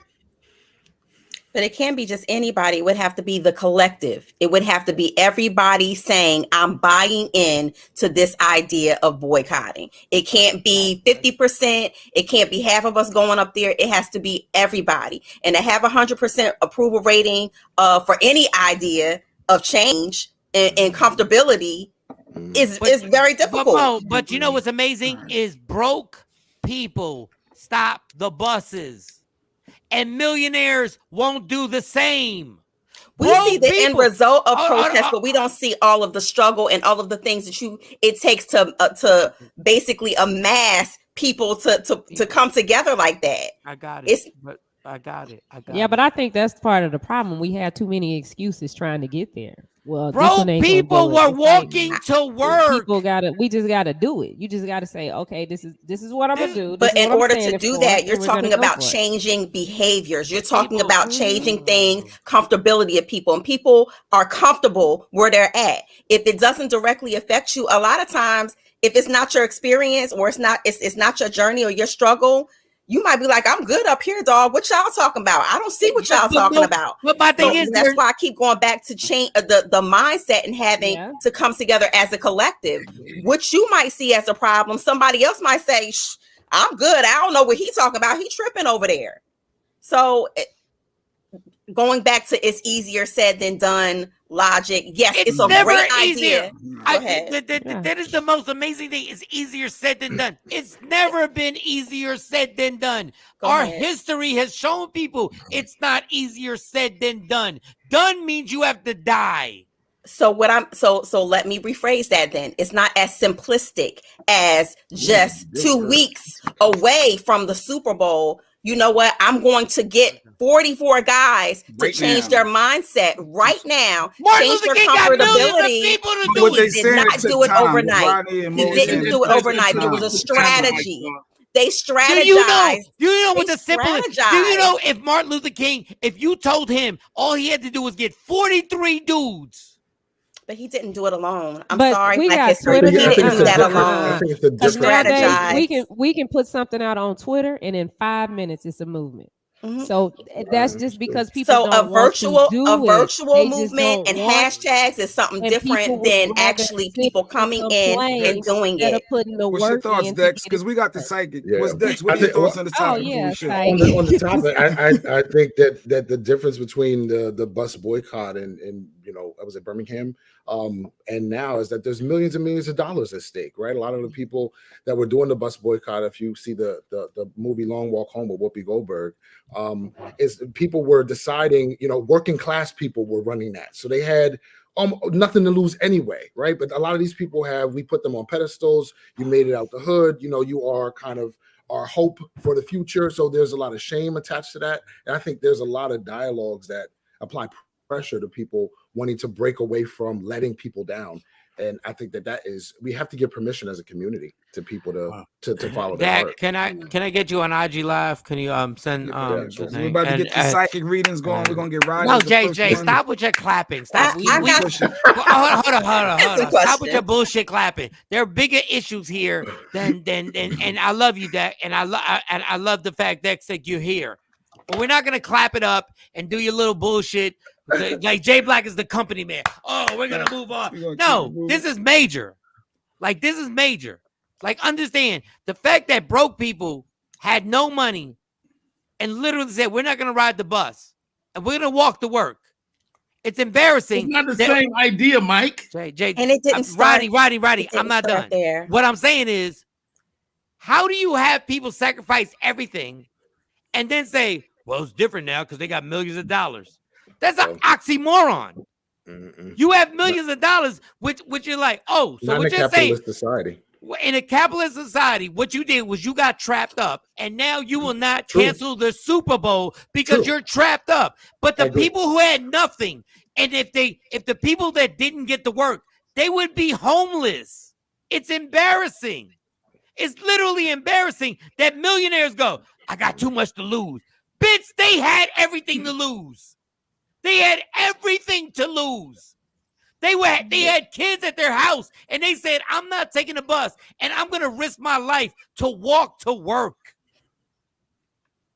Everybody is lazy right now. Don't nobody literally want to really put it on the line. Stop saying you want change. You don't, because you still want your Bentley. You don't, because you still want your big house. You don't, because I'm not done, Mo. You don't, because you still want your bitches. You don't, because you still want to spend $300,000 at a strip club. Don't tell me about that, dog. It's embarrassing. And that That's why I said, who's leading it, Mike? Who's that's why I said putting it together? That about behavior and changing, and for people who are already comfortable and that's not their journey or their plight, they're not going to join your cause. They're not going to say, because you know what, I like my Bentley. I don't have a problem with what's going on. Cool. No, but go ahead. But I'm gonna let you finish. I promise. I'm gonna let you finish right now. I'm gonna let you finish. So cool. Don't look for me for support. That's all I'm saying. I'm not supporting you then. Continue, Mo. So to your point, that's the person who doesn't need the support. You the one over there with the problem, who has a problem with the system, what's going on. And I'm not saying or invalidating the person with the problem, but the person with the problem is the one who's asking and wanting the people who are sitting high and good and have them fluffy contracts and they don't see anything wrong with the league and what's going on. They're not the ones that's complaining, Mike. It's I'm going to write to Rodney right now after this. Ahead. Muhammad Ali had the greatest title of all the world. All the world. Nobody, Tom Brady, Michael Jordan, any of these dudes have never had what he had. He was a black man who was the heavyweight champion of the world. He said, fuck you. I'm not going to go to Vietnam. And when he did that, he had the nation. Go ahead. Never mind. Go ahead. Don't compare Michael Jordan and the rest of these dudes to Muhammad Ali. I'm saying if you want this change, you have to boycott the Super Bowl. But you're not about that life. You're not about that life to say, I'm not going to the Super Bowl. You're not about what Muhammad Ali was about. He said, take it all. On my principles, I'm not going. But we don't want to do that. So guess what's going to happen? I promise you in 5 years, we can have this conversation. There will be no change in the NFL. I promise you. Rodney Perry, I apologize for the delay. My bad. No worries. As I sit here and process the idea of boycotting the Super Bowl, I'm not opposed to it. I'm positive that you couldn't get something that big implemented in less than 14 days. But the idea of it is grand, but it's a great idea. So when you process this, you go, okay, no movement happens without bloodshed. This man, Brian Flores, is the beginning of a movement. Yes, I agree. The class action suit, all that. Now, would we like to fast forward this to a boycott of a Super Bowl? Absolutely. But that's almost absurd. Would we like to fast forward to starting our own league? That would be an incredible idea, but probably absurd right now. So are we saying 14 days out, boycott the Super Bowl? Yes. It's great timing. Yes. But how do you, like you speaking of the Montgomery bus boycott, but how do you move people like that in 14 days or less? The players? It's only players. It's only like 50 players, dude. It's only I just asked, who's gonna talk to them? You? Me? Whoever needs to. I don't understand why it's so hard. Why you got their number, Shanny? You got their number? I tell you who it won't be. Hold on, I tell you who it won't be. It won't be Obama. Because if Obama stepped to them and Obama literally went to them, if former President Barack Obama said, you know what? We're going to boycott. So there is a person. There is a person. You gonna call Obama? You got Obama number? The thing is, this is the thing that irritates me. It's not like they don't know it's a problem. We might not publicly hear them complain about it, but in interviewing athletes, especially football players, black football players, they complain about the process that they have to go through when they're just trying out for a team. They ain't even got to the field. They just got to go meet Jerry Jones, or they got to go meet the owner, and they feel like they're going through this process of a slave trade or being on the auction block, and they explain how they have to stand there and do that. Don't play. Yeah, Really? Don't play. Don't play. No, don't that's complain about it. If you're not gonna do nothing about it, do not sit up and Hold on, Ronnie. If they load of money, but you gonna turn it down? No, you're not. Yes, you're not gonna turn it down. You're not gonna turn it down. If you feel that degraded, it's a truckload of money. You know what hold on. That is exactly. Yes, all the money. And you know what, Ronnie? All the money, and they still own your ass. All the money. You're not gonna turn it. Don't worry. Forget the NFL. You are not gonna turn it down. You put the ball in my court, I put it in yours. You're not going to turn it down. Shanny's not going to turn it down because you have people that rely on you to take care of them. And you want to tell me to fuck them today, 14 days out, before I play the biggest game of my life? You're crazy. You're crazy. So that means when Martin Luther King was next to you and he was giving you his example. It was niggas that told Martin Luther King, man, fuck you, man. I'm going to take care of my kids. Exactly. I'm not getting locked up today. And guess what? We wouldn't have these jobs right now. We wouldn't have these jobs right now because you said fuck you. This is exactly what I'm talking about. This is my whole thing. If Martin Luther King would have came to you and said this, you'd have like, fuck you. I need this money. I got to get on this bus. And then guess what? Fuck you. 30 years later, we still be in the same situation. Same situation. Nobody did say that, Mike. The movement went. Mike Flores is starting the movement. Every great journey starts with a single step. Flores is taking the step. Nobody took a single step when people said we're not getting on the buses. We're not playing the Super Bowl. But there were things that happened prior to the boycott for the buses. There was months and months, a year of strategizing. Roddy would have cursed out Jesus. Roddy would have cursed Jesus out. He'd have like, "You doing what, motherfucker?" Let's not make the joke now because this is a serious conversation. And the serious conversation is would you have made the movement? Could you walk away from your job? Dog, I've done more that I'm not going to brag about, that I've stood up for, that nobody gives me credit for. That nobody. There are things in our regular. Hold on. I'm not that dude. Like literally, I've sacrificed shit that I've sat there and stood up to people in real life that I should have been making a gang of money right now. So I'm not scared. Are you giving up your job is what he asked. Dog. I'm not. I mean, I have given up my job for some. I'm not even gonna get into pay cuts, not being able to get the pay. No, you got to get Dexter on Mike. I'm not asking. What I'm asking from people is if broke people could sacrifice. You got Bentleys in your fucking garage. Like what I'm saying is, so this is my last thing, and then I'm gonna leave it to everybody else. This is my last thing. I promise. If you care, I care. If you care, I care. If you sacrifice, then I'll be like, fuck the NFL. But if y'all don't give a damn, and y'all still want to wear your $300,000 necklaces, and y'all don't want to sacrifice and boycott the Super Bowl, I don't care either. But don't ask me to care, y'all. Don't ask me. If y'all gonna do it, do it. If y'all do it, I'm all in with you.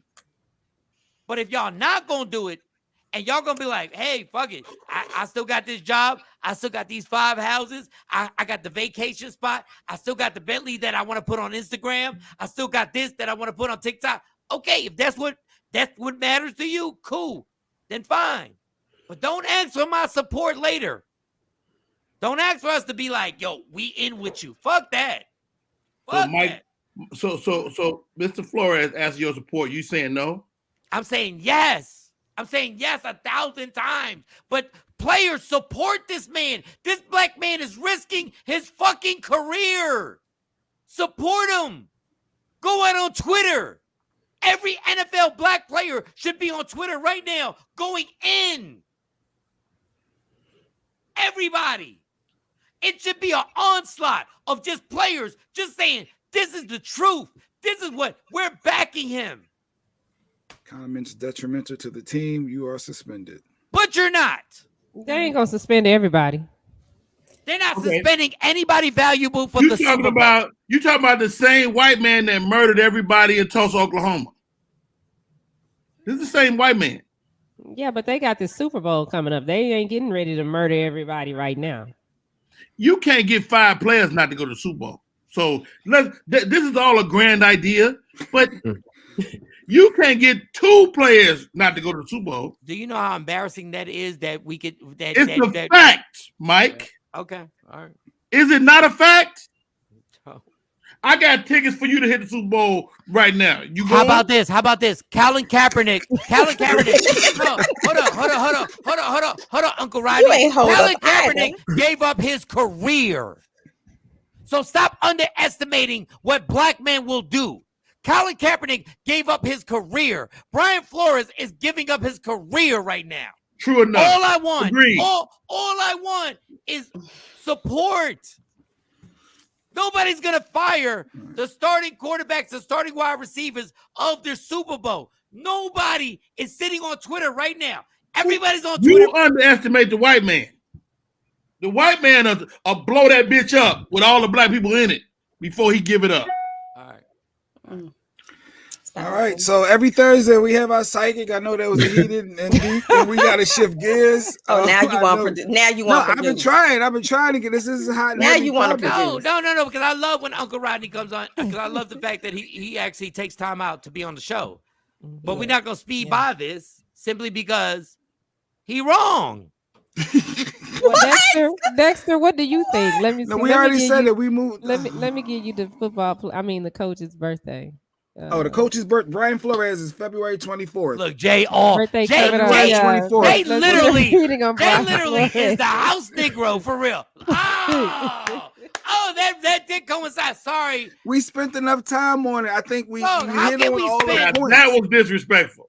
How can we literally? You hit enough right now. Let's shift gears. How can we literally? It's too dark to be in the house, but I mean, you know who's counting. He's the union rep. Rodney, you think that's disrespectful? It's my best friend in the world. Jay Black's my best friend, but he's the union rep. He's the motherfucker who comes in and tells the comedians, "Hey, watch their language." That's that motherfucker. Like he's the one. Like, go ahead. We were having a great conversation on something that is so important. I see comments like, let's move on. Dex wasted his time. Like, people want to hear from I don't care what the comments were. We good, though. You hit on it. You said your point. You know, and people disagree. Some agree. We move on. That's what the dialogue is for, there is right? a black man literally on every news channel. On ESPN, CNN, MSNBC, Fox, CBS, NBC, ABC. That literally is putting his career on the line, and you want to push through it. I didn't see you when Cat put his career on the line. I didn't see you leading the charge for the Jersey, Dallas market, Philly. I didn't see you out there. So you could talk it, but the reality is the reality.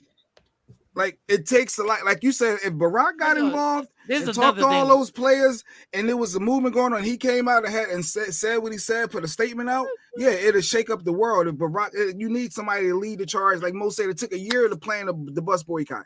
It's going to take some time. This is not he speak up on Monday and then by Sunday Super Bowl is in place. It takes time to be strategic if you want your plan you like to football. succeed. I mean, but Jay, and we know that it takes time, but I think the thing that gets frustrating is like y'all won't even acknowledge that it needs to happen.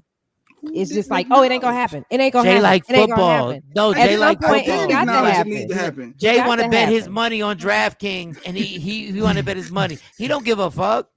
All right. Do we all agree to move on? Rock ain't gonna do it. Do we all agree to move on? Since it has to be a room consensus here, do we agree we move on? Okay. Nobody said no, so I guess we can move on. Jeez, Rodney. Oh, so Brian Flores, Rodney, did you want to get a read before we let you go, Rodney? Is there any particular question that you would like to know? I want to get a Brian Flores read. Okay, Brian Flores, February 24th, Dex. February 24th, Brian Flores, black, former NFL coach of the Miami Dolphins. What do you see? Do you see him get another coaching job in the league? Well, one of the first things that he's getting some kind of a payoff. There's some kind of a settlement coming his way. Is he suing the NFL? I don't keep up on hot topics. I'm sorry. Yes, he's suing the NFL. I thought I saw something about that. He does seem to get like a settlement this night, but he's never going to work in the league again. That's true. He's going to write a book though. He's going to do a tell-all kind of a book, and you're going to see him working behind the scenes to try and do what we're talking about here, actually, to try and pull people together. You see this temperance card here. He's not going away. So they might think he's going away because they're going to try to throw some money at the problem. He's not going away. So yeah, you'll see more of that happening in August. You'll hear more about that in August. So keep this on your radar, Jay Black. You got his birthday, so I know you're following this closely. I'm on it in August. I'm on it. I want to see what. Actually, Mike is the one following because Mike is about to start a campaign and a petition. Campaign for what? Because I had to step my settings. No, because I want all the smoke right now. I want smoke. Let's get Dex on your IG. 1, 2, 3, 4. I want all 5 smoke. Fuck all 5 squares right now. I got no smoke. Put the Dex on your side. I really don't want to smoke with Rodney because Rodney's. I'm excited, Dexter, because I think it's going to create some case law. Rodney can suddenly kill me. There's some legal precedents moving forward for other people to come out and say, you know what, I'm confident enough to take the same route that he's taking right now. What's the route? I think the last big time we saw was with Colin Kaepernick, and that was a player, and this is now somebody who's in a different position. Right, in a different position. Brings a different angle. Which is this is a multifaceted dialogue, and the public doesn't know so many of the things that happen behind the scenes. So I think we're starting to see these are real stories that need attention. That's not going to go away. Hey, yo, fuck Jay Black. I got a hammer in my hand right now. Fuck Jay Black. Yeah. There's 2 years of this. There's 2 more years of material coming up about the NFL. So it's going to be changing. Let's get Dex on your. Whoa. There's 2. Well, say this again. Yeah, we just entered new energetic years. So 2 water years this year and next year. So there's more material coming up about the NFL. More people are going to be coming forward. Wow. Oh wow. More people comfortable to speak. Will I be joining the NFL? What's your birthday? We don't need your year, Rodney. What's your birth month and day, Rodney? As an owner? What's your birthday, as an owner? September 15th. You can do anything you want. It's the same as mine. Best birthday ever. Twins. Yes, birthday twin. Hey, birthday twin.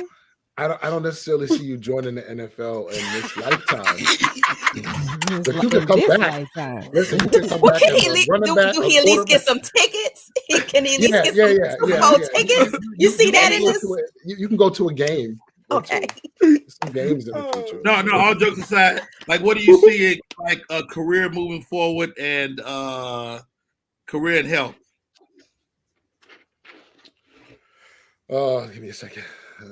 All right. So as far as career is concerned, there seems to be some travel coming up this year, especially as we move closer to like October. I don't know if you already have travel like in mind or if you're interested in working remotely. There seems to be some travel happening as far as your work is concerned. It takes you somewhere else. It looks like it's brief, but I'm just seeing you carrying a bag and looking like you're very happy in terms of some level. I don't know if you're promoting something or what, but it's happening around October. This number 8 is also saying it seems to be attached to some dialogue with regard to money. And as far as health is concerned, there seemed to be some kind of a sensation around like this upper back or neck area. Have you had any like tension or discomfort or pain in your upper back or neck area historically or previously, which could include headaches? No, maybe some light headaches. There's something happening this summer around May. What about blood pressure? Has your blood pressure been shifting at all? Blood pressure has been crazy, but I'm working on it. There's something happening that I will make sure that the first step in addressing blood pressure, you don't have to tell us your medical information right now. For African Americans, typically is like reducing the how much water we have in our body. So you might try reducing your carbohydrate intake, dropping down your sugar levels. That can help release water and release tension on your blood vessels. There's something happening for you in May if you don't make a change in your diet. All right. Yeah. So what is the one thing? Rodney? What is the one thing that you think you're struggling with the diet? Is there one thing that you're like trying to fight off? Well, hypertension is a lot more than just diet. Of course, Right. diet affects it. So it's like it's so many things. It's salt intake, it's sugar intake, like Right. you spoke about, and so and the collective for me, I need to come down like 30 pounds, 30 or 40 pounds. Right. relieve everything. You make a great point, because the reason that the first step for treating high blood pressure in African Americans should be with releasing water or diuretic therapy is because we eat more salt in our diet, which causes us to retain water. Also, the sugar in our diet, including bread, rice, etc., absorbs water. Carbohydrate, the last end of the word is hydrate. So holding on to water weight can help you drop at least 10 pounds in less than a month. So you're onto something. You're absolutely right. Yeah. All right, Uncle Rodney. Can I break the rules? First of all, because I'm worried about Rodney, and because I need Rodney to be here for like 95 he's gonna years. be good, man. Because he's one of the nicest people. Okay, yeah, because I'm like, just tell us, Dex. No, of course, yeah. This was. But my thing is, like, he's one of the nicest people I've ever met. He's hilarious, but he's one of the nicest people I've ever met in my life. So I'm gonna break these rules with Jay Black. Jay Black, what's your birthday? Mine is 8/26. 8/26. 8/26, and I'm just asking. I'm breaking all types of rules, and Jay's gonna call me all type. He's gonna say pause like 12 times. He's gonna be like pause. He's gonna. So I got the penalty flag ready. I'm gonna break every rule. I don't believe Jay Black is taking care of himself. Not that I should give a fuck. But talk about it. He is my friend. He's my friend, and I don't think he takes it looks serious. Great.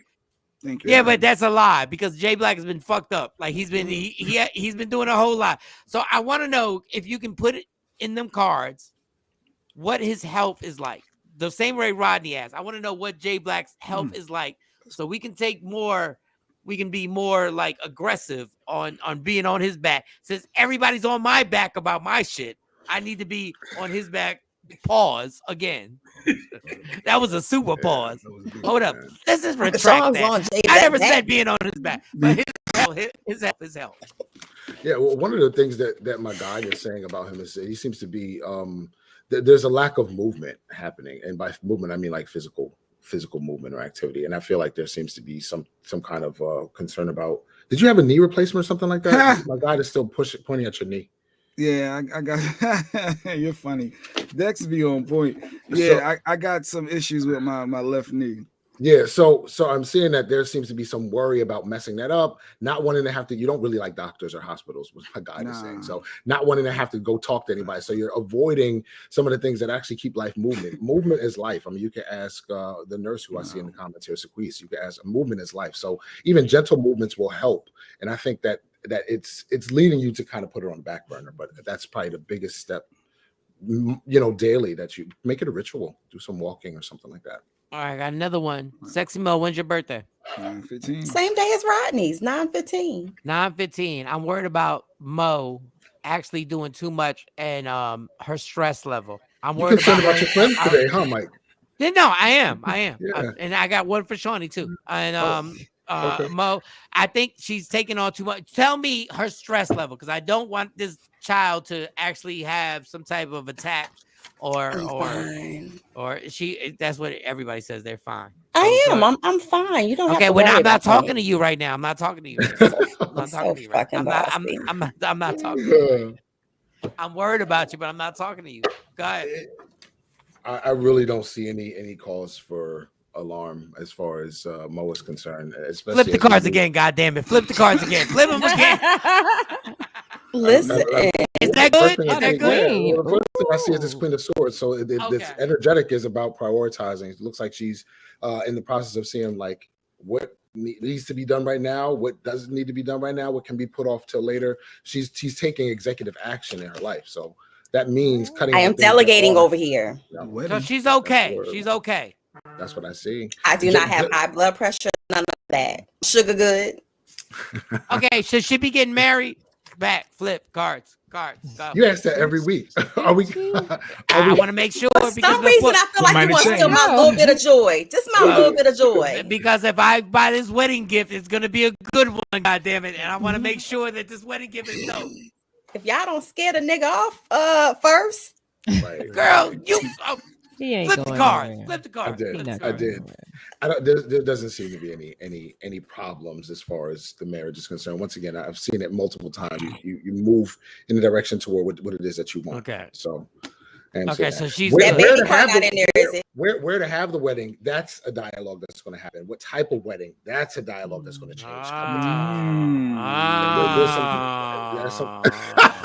If that's the biggest of your problems, man, that's that. Please, that's you know. All right. Last but not least, the person that I'm most worried about, Shawnee Scott. Most worried. Okay.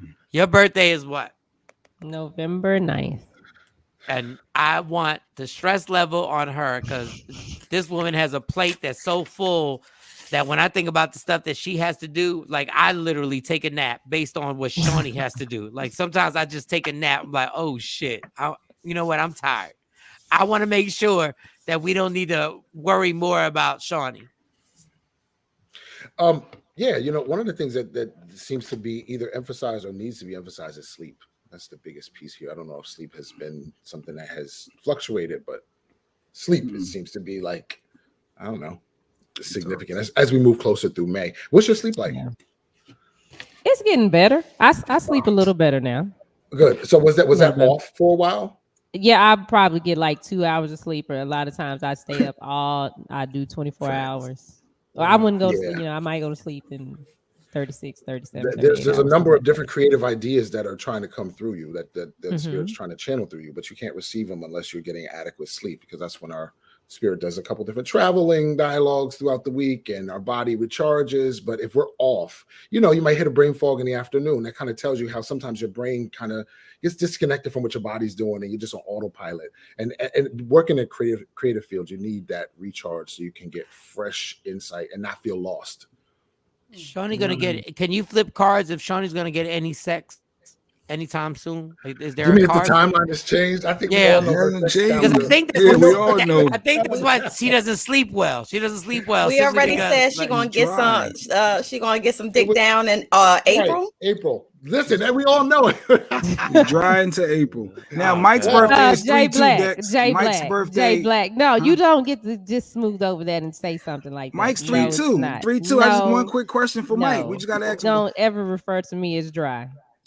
Oh, I didn't even hear. He said that. He said, did he say dry? It's dry till he April. did say that. Jay, that's Jay bad. Black. Jay Black. That's bad. That's So you Mike just say sorry. Say sorry. That's not cool. You That can't call wasn't vagina nice. is dry. That's not nice. A lot of things, but she ain't dry. She ain't dry at all. At all. That was disrespectful. Can you flip a card for the next Rodney Perry hat? No. Mike is 3-2. Mike is 3-2. He plays a lot about Shawnee. Ooh, okay. There Rodney it is the truth with them. There it is. Yeah. There it is. Yeah.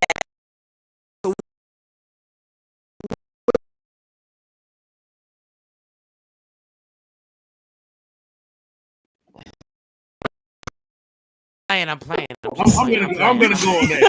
Hey, thanks, Rodney. I'm playing. I'm playing, right? Mike always play around saying stuff, Dex. I just want to know for the record. Honestly, no. I think he's honestly just joking. I think he has like some extreme respect for her. I mean, if you see the Seven of Swords here, he kind of reveres her. Yeah. This deck is called it's Manzel's Tarot. It's available on Etsy. It's a black-owned business. So check him out. He has two different decks, all African, spiritualized. If you see the edges, and I love the colors, etc. So. Yeah. All right, 123. Will I be? Janet said, "Will I be taking a trip anytime soon?" And do you see my financial situation changing? Oh, I love that. Yeah, you seem to be taking some kind of a road trip in May. Good. You seem to be taking like a road trip in May. Give me a moment. Also, you seem to be switching jobs this summer. This is closer to July. I don't know if you were looking to switch jobs, but there's some kind of movement happening. This Ace of Swords says that there's some kind of something's being severed. So I don't know if you're leaving or if there's a firing, but there's something happening this summer as far as work is concerned. But you seem to be okay with it. Let me add that. I got a real one real quick. So we got one on IG. We got one on IG. I'm gonna be selfish right now, real quick. I'm gonna read that. My daughter is January 21st, right? Yep. And she's on vacation. She went with her mom on vacation. And I've been, I called her. She's in the DR right now. But so I've been communicating it, but like Mani's voice doesn't sound normal. Like she sounds like she's being polite. So, and I'm sitting there going like, is she having a good time, or is there something I'm gonna have to like talk to her with after this vacation with her mom? Like, is she? Because go ahead. She, how do I put this? So she's good. She's fine, comfortable. She seems to be a little bit annoyed by you. Are you reaching out too frequently, or no? I haven't even. I text. I text like that's why I purposely did not do a whole bunch of calling and stuff like that. Is this more frequent than usual? She's rolling her eyes. That's what I'm asking. No, I literally like I think she's been gone for like 4 days, and I think we've talked twice, and it's been like 2 minutes, like 3 minutes, and then because I'm like so. She may not be rolling her eyes at you though, Mike. She may be rolling her eyes at a situation. No, I just want to make sure when she comes home. I want to make sure. No, she seems to be fine. Yeah, let her have fun. Yeah, stop she's just. Hey, action. Are you sure? He might probably. Are you sure? Because if you let me know, because I get a flight. You sure? I get a flight. Dog, I'm not like you. My questions are: how's the day? How's the food? How you doing? You're good. Talk to you later. Food is probably love great. you. No, she didn't like the food. She didn't like the food. No, she was like the food is, and then she sent all right, but Dominican food and Puerto Rican food taste so totally separate. So she probably used to your mom cooking. Like this ain't. Even the plantains are different. Yeah, plantains are different. Yeah. Like everything's different. All right, what was the question it on was IG? 2 on IG. Can you scroll back down? I can't get it to Sosa 629. Let's go 1-4. I was seeing someone and they ended it abruptly, and I never got a reason why. I just want to know what happened and will we talk again? Damn, you want to know? There's another one before that. There's another one before that. All right, so let's do that one, and I got the other ones up. Well, first of all, it looks like you were a part of a dating period, and the person just didn't choose you. Long story short, they like a motherfucker. Damn. 7 of Cups is saying that they just went in another direction, and it's no hard feelings, right? You said somebody got hard feelings, and it ended abruptly. Yeah, I'm sorry that happened. Once you see somebody in person, I do think some kind of a conversation about switching gears might be warranted. Sometimes these virtual dialogues, I really don't care if people ghost me if we've never met in person. I don't really care about that. But if you've met in person, some kind of conversation, unless you both let it fizzle. But if this is bothering you, you could have reached out. All right, y'all have fun. You guys have fun reading that next one because it says 629. Shay Sosa. I have been seeing, and it says 1, 2, 3, 4, and 911. Are the spirits trying to tell me something? Do you understand that? Because I don't. So she's saying I'm seeing 1, 2, 3, 4, and 911 are the spirits trying to tell me something. I mean, just from an astrological perspective, the numbers 1, 2, 3, and 4 is dialogues where we're coming into contact with listening to our heart and finding out what our true identity is. So you might be finding that you're coming into contact with other people who don't know you very well, or you're changing like kind of how you want to present yourself to the world, and perhaps afraid of kind of letting people see who you're evolving into. That's the number 4 always means the dialogue about how we see ourselves and how we become the hero of our own story. Oh, wow. For real? Yeah. The number 4. What if we keep saying your birthday? Play it. My mom says she's a lotto fanatic. You sound like my abuela. Play it. I'm just telling you what I've been told. Okay. That's my transmission. That's what I've gotten. I ain't gonna lie. My mom hit me. My mom hit me a few days ago. It was like 2 weeks ago. I was in Jersey, and my mom said, I called my mom. My mom was always in high spirits. She's always a good spirit. She's always like happy. And I was like, Mom, what's wrong? She was like, Michael. She's like, what's she going? She calls me Michael, but she goes Megalito. And she's like, shut up, Mo. Shut up. I shouldn't even said that. So she said, I said, what's wrong? Why are you upset? And I said, and she was like, because I play my birthday all the time. And I said, okay, so what's the big deal, Mom? It came out. And I said, it did not come out. And the number really came the fuck out. Like I went to go buy my Black and Miles, and the little Indian dude, when you checked, he said the birthday really came out. Do you ever want to play numbers like that? I don't, because I don't have luck in that way. You know, everybody has like their own kind of special way that doors open for them. For my mom, she said you find a dime, she plays 110. She finds 2 dimes, she plays 210. I mean, it's levels to the shit. Excuse my language. That makes sense. That makes sense. That makes sense. It's weird how it happens. And so she plays different people in my family's birthday, kind of like an insurance policy. Like, so she knows your birthday. She'll play your birthday, just to kind of see who got luck sitting over top of them. It's what about the 911 for Shay? I think it was Shay. It was Shay. It was Shay Sosa. Yeah. So the number 9 always represents like perspective and also like our vision for ourselves for the future, and also the knowledge and wisdom we have from our experience. But the number 1 represents our identity once again. So here's where you're being pushed into roles of mentorship and opportunity to coach other people, to educate other people. The 11 means making sure you align with the right friend group. Fuck that, Shay Sosa. I see. So Miss Karma wants to know 923. Will she get a new boss? Miss Karma, give me a second. Yes, there seems to. I don't know if there's a search or something. It seems to be happening around June. I don't know if there are. If the spot is vacant, this seems to be coming up in June.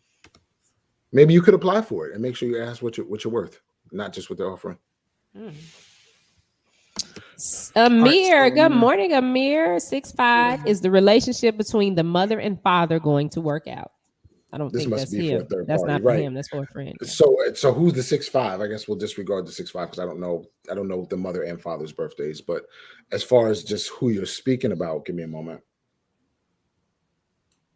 Okay, yeah. So they do have some significant turbulence that I'm seeing moving forward through April. Okay, there's some kind of separation. They also seem to have some issues with money. They're having a lot of different breakdowns. They got to go back to scratch and rewrite their relationship. And even if they're not together, you know, when you're in partnership with somebody, you said mother and father, so they must share a child. So they have to rewrite the rules of their engagement. That there's some changes happening there, and it involves money, for sure. Your answer was, is it going to work out? That's kind of up to them. I mean, this star card indicates that, you know, ultimately they do come together for the sake of the child, for sure. But that doesn't mean that they both get what they want. So I want to emphasize that. So working out doesn't mean that it's a comfortable resolution. As you can see, the star card shows up here. The child takes precedence. The child's needs takes precedence over the ego needs of the parents. If I played a game with the team right now and I gave everybody your birthday, right? I gave Jay's birthday, Mo's birthday, Shawty's birthday, my birthday. Could you answer like generic questions like you better not ask the same stuff again. No. Questions he got on something up his sleeve. No. Questions like who's the most affectionate or who's the most like? Could you answer because I don't want to put. Really, Shawnee? Really? Who's the most affectionate, Shawnee, out the crew? Who's you, Mike? Is Mike or Mo? Mike? Whatever. Yeah, I'll probably go with Mike. Okay. Y'all not flipping cards. I can. What I'll do is could you do it? Could you do it? I'll set 5 cards down. One represents each of you. And you can ask me questions. You said 5. It ain't but 4 of us. Oh, sorry, 4. I included myself. This. Oh, okay. I'm like, wait. What am I missing? You've been drinking. You've been drinking.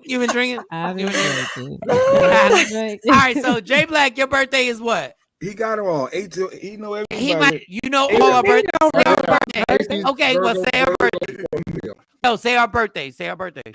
I know your birthday signs. Exactly. So Mo is a what? 9/15.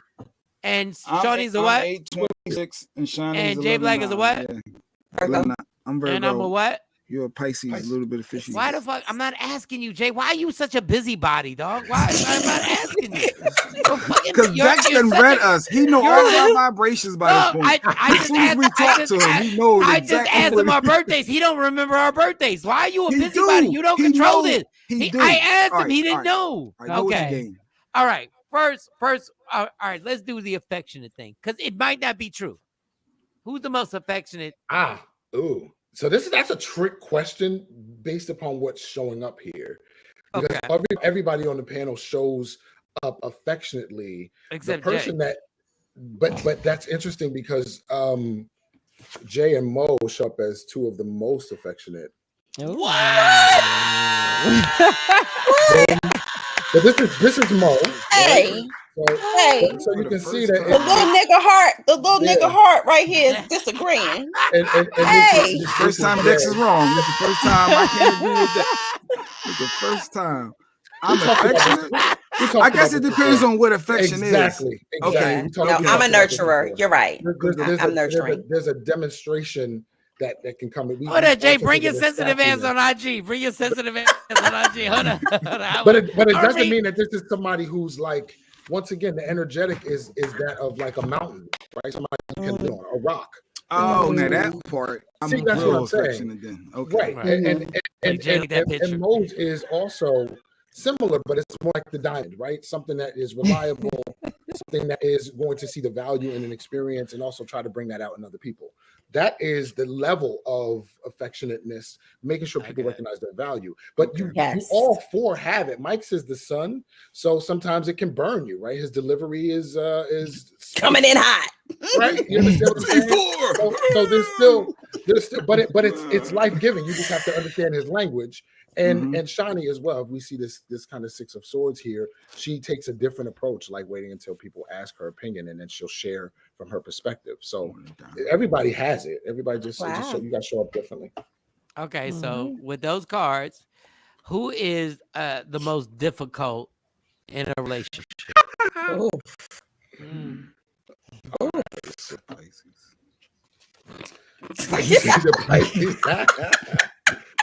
The most difficult. How that fish started. Because this is a great question, because everybody has challenges in relationships, because that's how we grow. Other people challenge us to step up to the plate and learn more about ourselves. If we see here this card representing Shawnee, this is a dialogue around like a challenge with like connecting with other people and trusting individuals until they prove themselves. Shut up, so Jay. You kind of see and it's here called that, a fool. So she's the most difficult. She's the most difficult. She's not the most difficult, but there is a lot of internal hurdles that she has to give herself permission to overcome before she can relax into a situation. As you saw, this was like the stone, right? This is hard, but with a little bit of polish, it can be slippery, smooth. She said, "Don't call her dry." Like a polish ain't doing shit for them. But each of you have different challenges that relationships bring. Nope, you said Shawnee was the worst. You said nope. Shawnee's the most difficult. She's the most difficult. Who is the most okay?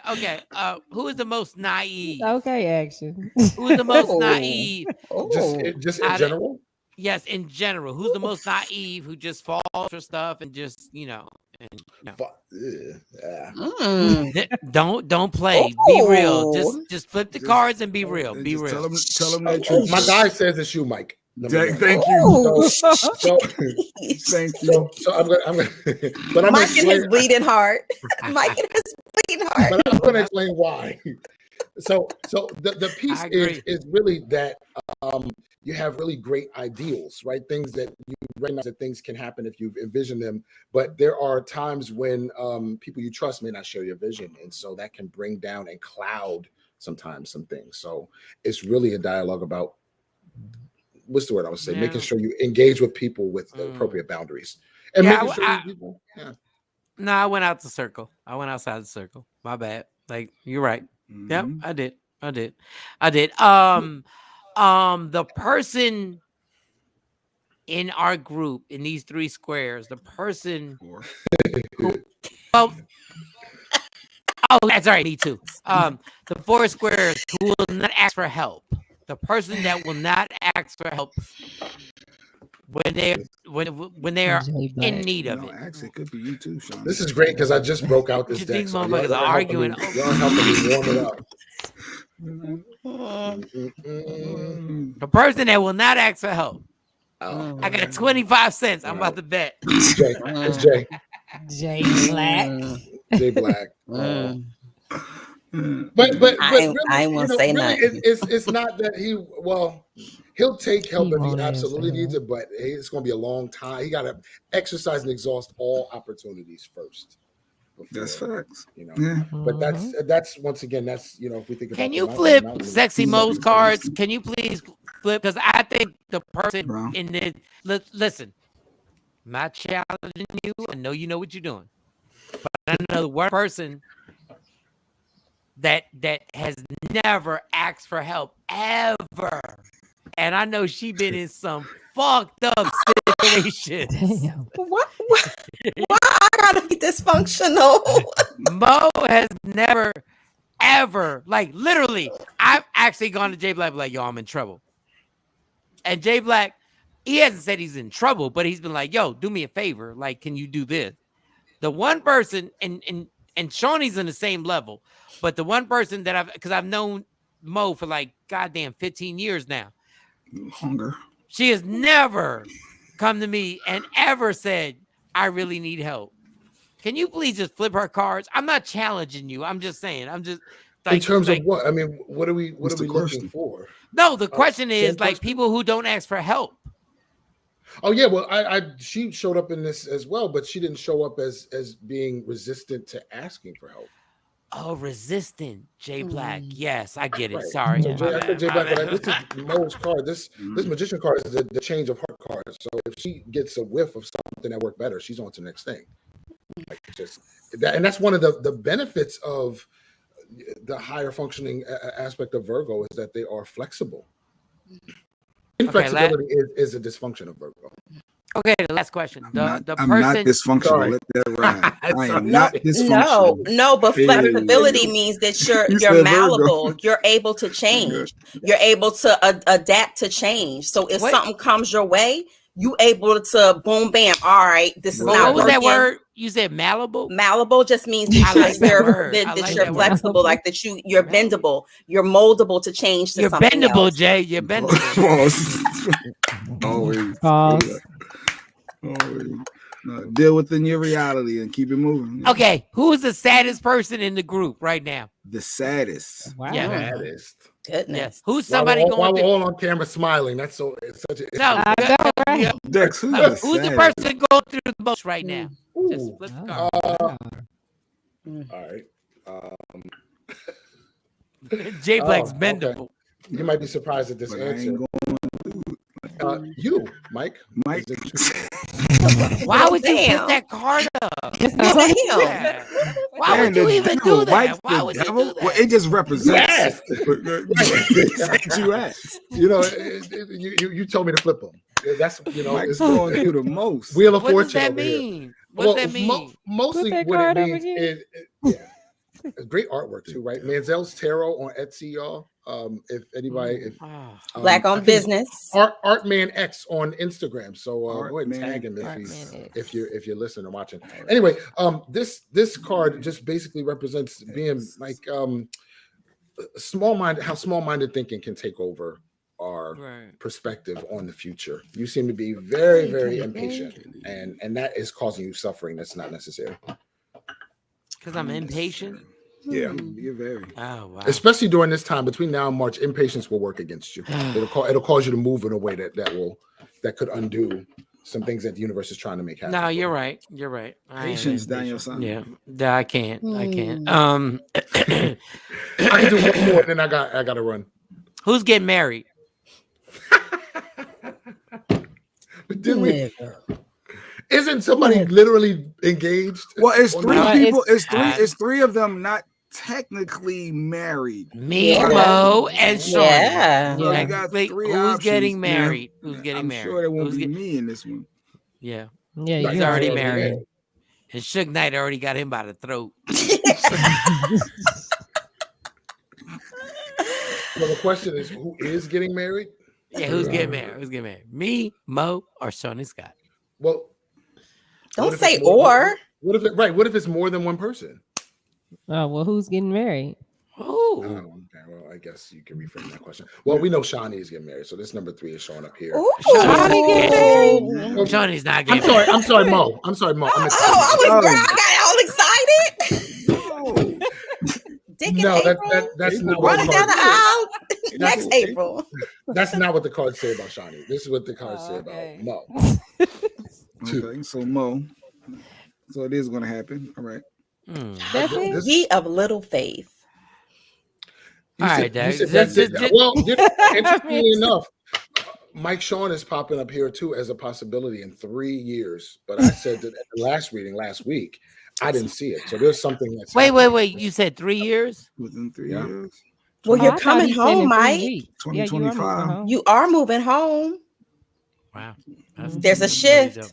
Yeah. Oh, well, something shifted from last week, shift. like I said. So there's a movement happening that I think will be made a little bit more obvious as we move forward. All right, cool. All right, thank you so much. Hey, thank you for having me. And what are you doing this week? Yeah, check me out Tuesday nights, 8 p.m. on Instagram and Facebook. Also Thursday mornings right here with these lovely people. Thank you so much. You are amazing. You got something coming. You got into it a little bit today.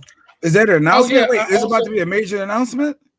Is this an announcement we're making? Well, this isn't the major one, but it's a little one. This is a tease. This is a tease. I have a show coming up where I'm going to be discussing natural medicine and how medicines you can make right from your kitchen cabinet to treat common regular ailments. So we're going to, and we're also going to have some special guests on, some nurse practitioners, some sex therapists, some hypnotists, and some doulas coming through. You know, just kind of educate you on things that are little well known about things you can do to enhance your life. And where is that show going to be on? It's going to be on Media Room 360. Whoa! Nice. This spring. If I had a TV, it would be mommy. Thank you so much. This spring. Hope you guys are able and to it'll tune come in. on right after Michael Shawn and the Takeover. Right after. All right. And I thank you. I thank Shawnee, of course, for all the work she's doing behind the scenes, working with me and coaching me. So yeah, it's going to be something else. Nice. I'm excited. Yeah, me too. All right, you guys, enjoy your Thursday. Enjoy your weekend. You too. All right, big dog. Bye-bye. Yes. He's already too busy for us. Look, every time he comes on, I mean, he was here actually over an hour. Yeah. I'm important, God. We important. He's always spot on though. Like, I mean, just spot on. I don't like the fact that he was like, yo, I gotta go. What do you mean you don't like the fact that he was with us for longer than he was supposed to? He blessed us for a long time. Okay, all right. Watch when the blow up happens, and then remember you spent only an hour and 10 minutes with us. It wasn't long enough. I remember February 3rd. Flip the cards, Dex. Flip the cards. February 3rd. Come on, Mike, chill. You doing? He's good. He's good. Now tomorrow you got a flight, so you're not going to be here tomorrow. We both have flights. And that's right. Mo's not early morning here. Mm-hmm. So it'll be me, you, and the business Dave. bully. I think Sequise is going to be on. I'm not sure. Nurse practitioner. I think our nurse practitioner. It should. It'll be 4 squares. I don't know who the 4 going to be, but we're going to have 4 squares. Okay, we're gonna have 4 squares. We can let the listeners, the viewers. Who want Jacqueline? You want a square? J. Marie, Kelly J. Who else wants to get on with us tomorrow? Tam's never been on a square. Action. Amir probably come on too. We need him. Hopefully he's free. But did y'all say J. Marie is going to get on Amir be at work. He has a high post job. Let's not get him fired. Kelly J. We have an open square. Because aren't you on one of Kelly J's shows? Jay. Hey Jay. Aren't you? Oh yes, like Kelly J is doing a she does her show. I thought it was on IG, but it's on Facebook Live, and she has a child support topic. And we know you're getting on. I saw the advertisement. She wanted is that my Kelly J? Yes. She wanted a thorough man's perspective. Somebody that's thorough. Oh, Kelly J has the most. I don't think that's. Wait a minute. Is that the language that she used? Is that the vocabulary that she I don't think so, Shawnee. She wanted you I just put it in my words. Because she wanted a thorough man. I'm just trying to figure out. Yeah, that's not what she said, Shawnee. She said she wanted a thorough bull. She reached out to the kid. All right, so Kelly J came. So it's gonna be dope. We're gonna have some fun tonight. Talking child support. I'm just there. Oh yeah, you're going on there. Yeah. You're gonna be horrible. You're gonna be horrible. I'm gonna tune in. I want to see. I'm definitely tuning in. No, Jay's gonna irritate everybody. He's gonna be horrible.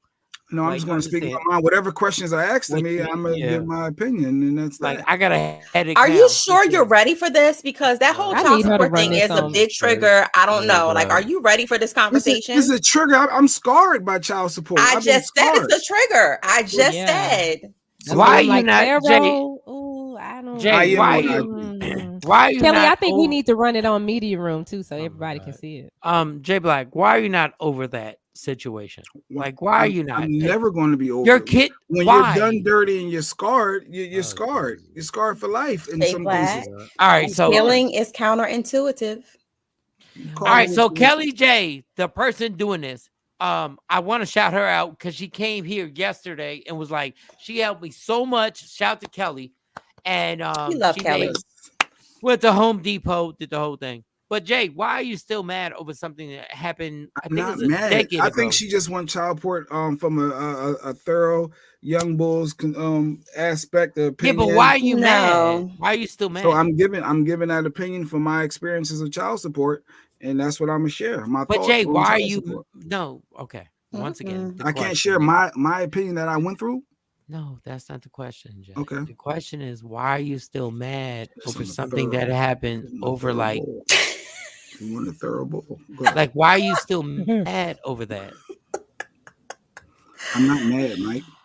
I'm not mad. She said, there it is. She said, I wanted a man's point. Oh, wait, where did that comment come from? That's what it said on the. She said she wanted a thorough. That's why I was thorough. But Jay, you said it's called Philly. It's called Philly. You said what terminology he's speaking? It's Philly. Philly. But Jay, you said you're not gonna forget. Like you said, why are you still? You never forget when you're done wrong. But why it's over with? Like, why are you still mad over that? You can move on, but you never forget. Like, no, you're scarred. Let's be clear. When something are happens, you still to paying child support? No, you got back child support. I celebrated. I remember when it was the 17th month countdown because I was counting down from 24, 20, like when it got to 2 years left. And I celebrated crazy when I did that last. What year was that? What year was that? That's a great question. I don't remember. 1989? No, this was in the 2000s. No, 2000s. 2004. No, it wasn't. No. It was further than that. His kids was still young in 2004. This is 22, so this had to be 4 years ago. No. It wasn't Jay. Wait, no. Because in 2004 they were like what 10? Yeah, it can't be. I gotta do some research. I don't remember exactly. I know I celebrated. That was the joyous occasion. That you didn't have to take care of your children You're off anymore. child support. Jay, it has to be before 2000. It has to. The latest it could be is 2010. Special moment.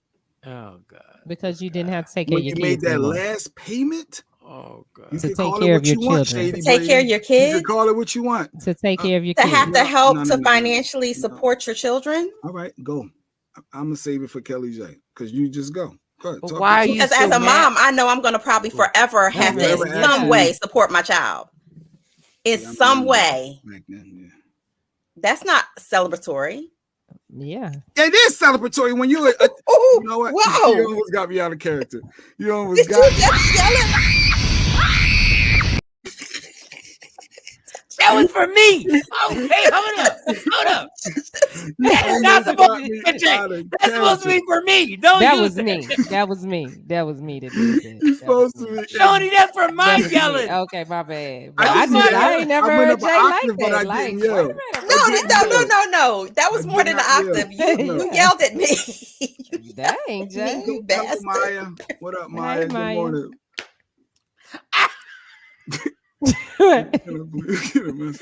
The psychic is gone, Maya. Every Thursday he's back. Yes, but he is actually. You can go to his page. He does offer additional services. Yeah. Love 911 Tarot. Yes, 911. Make sure you follow him. Hey Kelly, you gotta come pick me up. I know the weather is bad. You gotta come get me, and I will hit you up. All right. That is so. Damn you. Oh yeah, because your stuff gone. What you gonna do with those pictures back there? Put them in the box. Oh. Like those are my kids. Oh, trust Kelly J. He's not losing any energy for your show by talking about this. Trust me, you gonna get it all. When he come on tonight, you gonna get it all, girl. I hope he don't scream at you like he just did here. Matter of fact, let me mark it. Yes, I didn't scream. She tried to say you don't celebrate your last day of child support payment. But I'm sure every guy, when they made that last payment, that was a joyous occasion, and they celebrated. Even if you didn't know it, they celebrated. That's a big deal. I would think you do more once they get grown because you got to help pay rent. No one said you don't do more.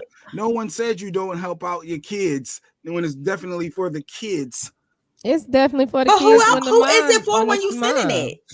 I'm not going down. Ain't nobody tell me how to worked up right now. First of all, your child support don't even come on time. Let's talk about that. It don't come when the bill is due. It don't come when your kid gotta eat all the time. It was direct deposit. Direct deposit is not always on time. You had to take care of prior to that, and then when your money came in, her that money taking care of her hair had nothing to do with me.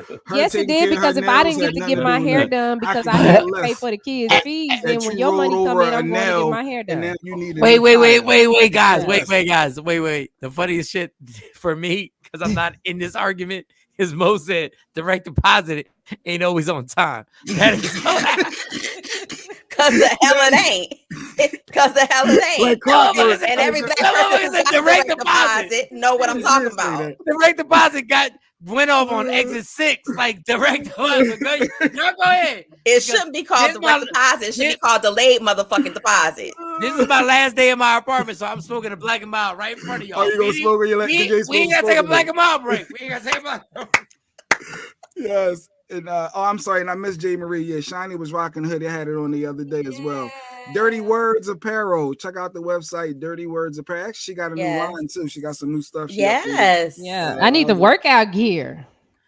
So what was it that y'all were mad at Jay Black about? What was it? Because I celebrated my last day of child support payments as a man. I made my last payment. Why can't we celebrate that? Like, I understand. Because he just added to that. He said, it ain't for getting your hair done. And that it come right out my check. By the time it come out your check through delayed deposit and get into my goddamn account, it's at least a week and a half to 2 weeks behind. Trust. And is your kid eating during that week and a half to 2 week while it's waiting to be deposited into my account? You damn skippy. Are the lights on? You damn skippy. So don't do that. Don't do that. Play the yelling kid. Because Mo went up an octave.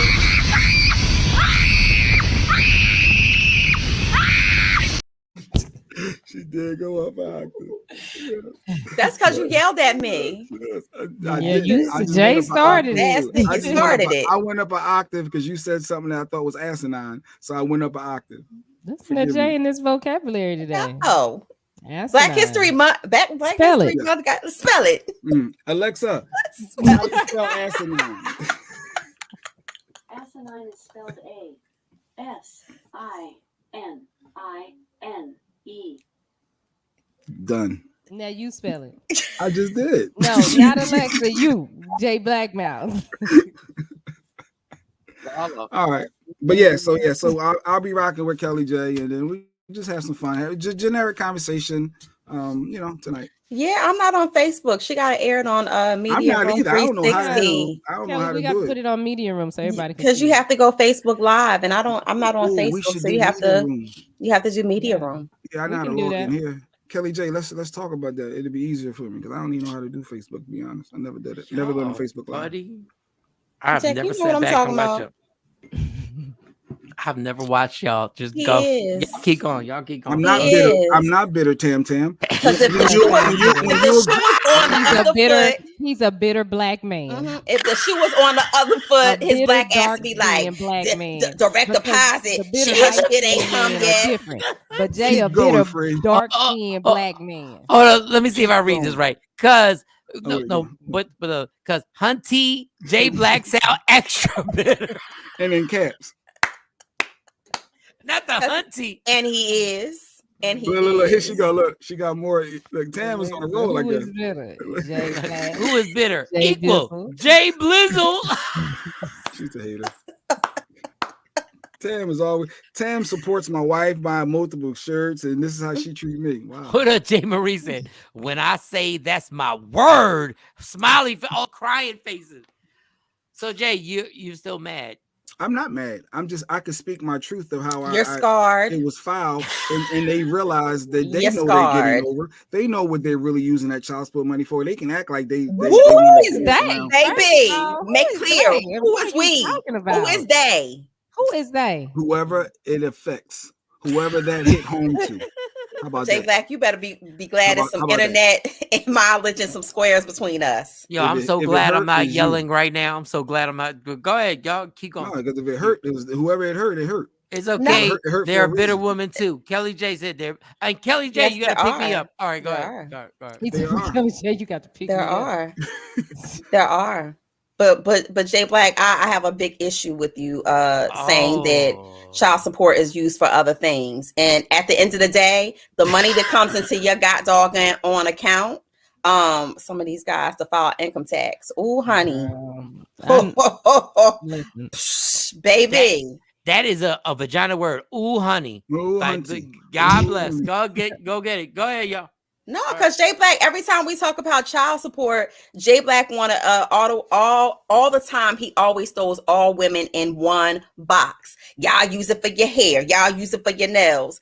Last time I checked, your kids was walking out with polo, name brand, haircuts, fly as hell, bellies big and full. So where's that money coming from? Your to do all of that for the kids. No, I'm letting her. They go to school with heat. They go to school with lights on. They go to school in a nice neighborhood. Where that money coming from? It sure ain't sure. How much you was talking about? I think you said you paid. How much was you paying a month? I was paying $800. Yeah, so I hope you don't think that $800 did all of that monthly. It didn't do all of that. Oh, and don't forget, babysitters when your ex-wife got to go to work. That's $800 every check, so that's $1,600 a month. For how many kids? But how much was you making, Jay? Because it goes by how much you making. Let's not do that. Together, Mo. Let's not do that. Together, if me and you were together, was I paying $1,600 a month? Guess what, Al Green? Guess what, Al Green? We not together no more. It ain't no let's stay together. We're not together anymore. So we're not going off of that. We're not going off of that. You say, yeah, you did the math with the. Hey Mo, your phone is off. Did your phone die? You agree? Oh, you're outside the club. Because the judge, because the white man with the calculator says 16. You're like, oh, I want that number. You know why? Because the white man with the calculator did something that was fair. They didn't bully. He didn't bully me to take $500 a month. He didn't bully me to take $500 a month from your ass. Just because you can out of greed, and you only gave it because you was being stingy and you ain't want to fucking pay. The custodial parent takes what they truly need. They realize that they don't need as much as the court be awarding. That's truly a lie. Need? I listen. Did you say truly need? That's a lie. Have you truly need? Except is different than what you truly need. I get $400. Your kid don't need brand new sneakers every 2 pairs every month. Yeah. So Jay Black, hold on. Jay Black. Yeah. And I'm talking about outside of Black Air Force Ones. Outside of Black Air Force Ones, do you think the kids don't run over 2 pair of sneakers a month? You tell me you wearing these same sneakers every day. Every month you're not buying sneakers, Mo. Who not? Who not? As a custodial parent.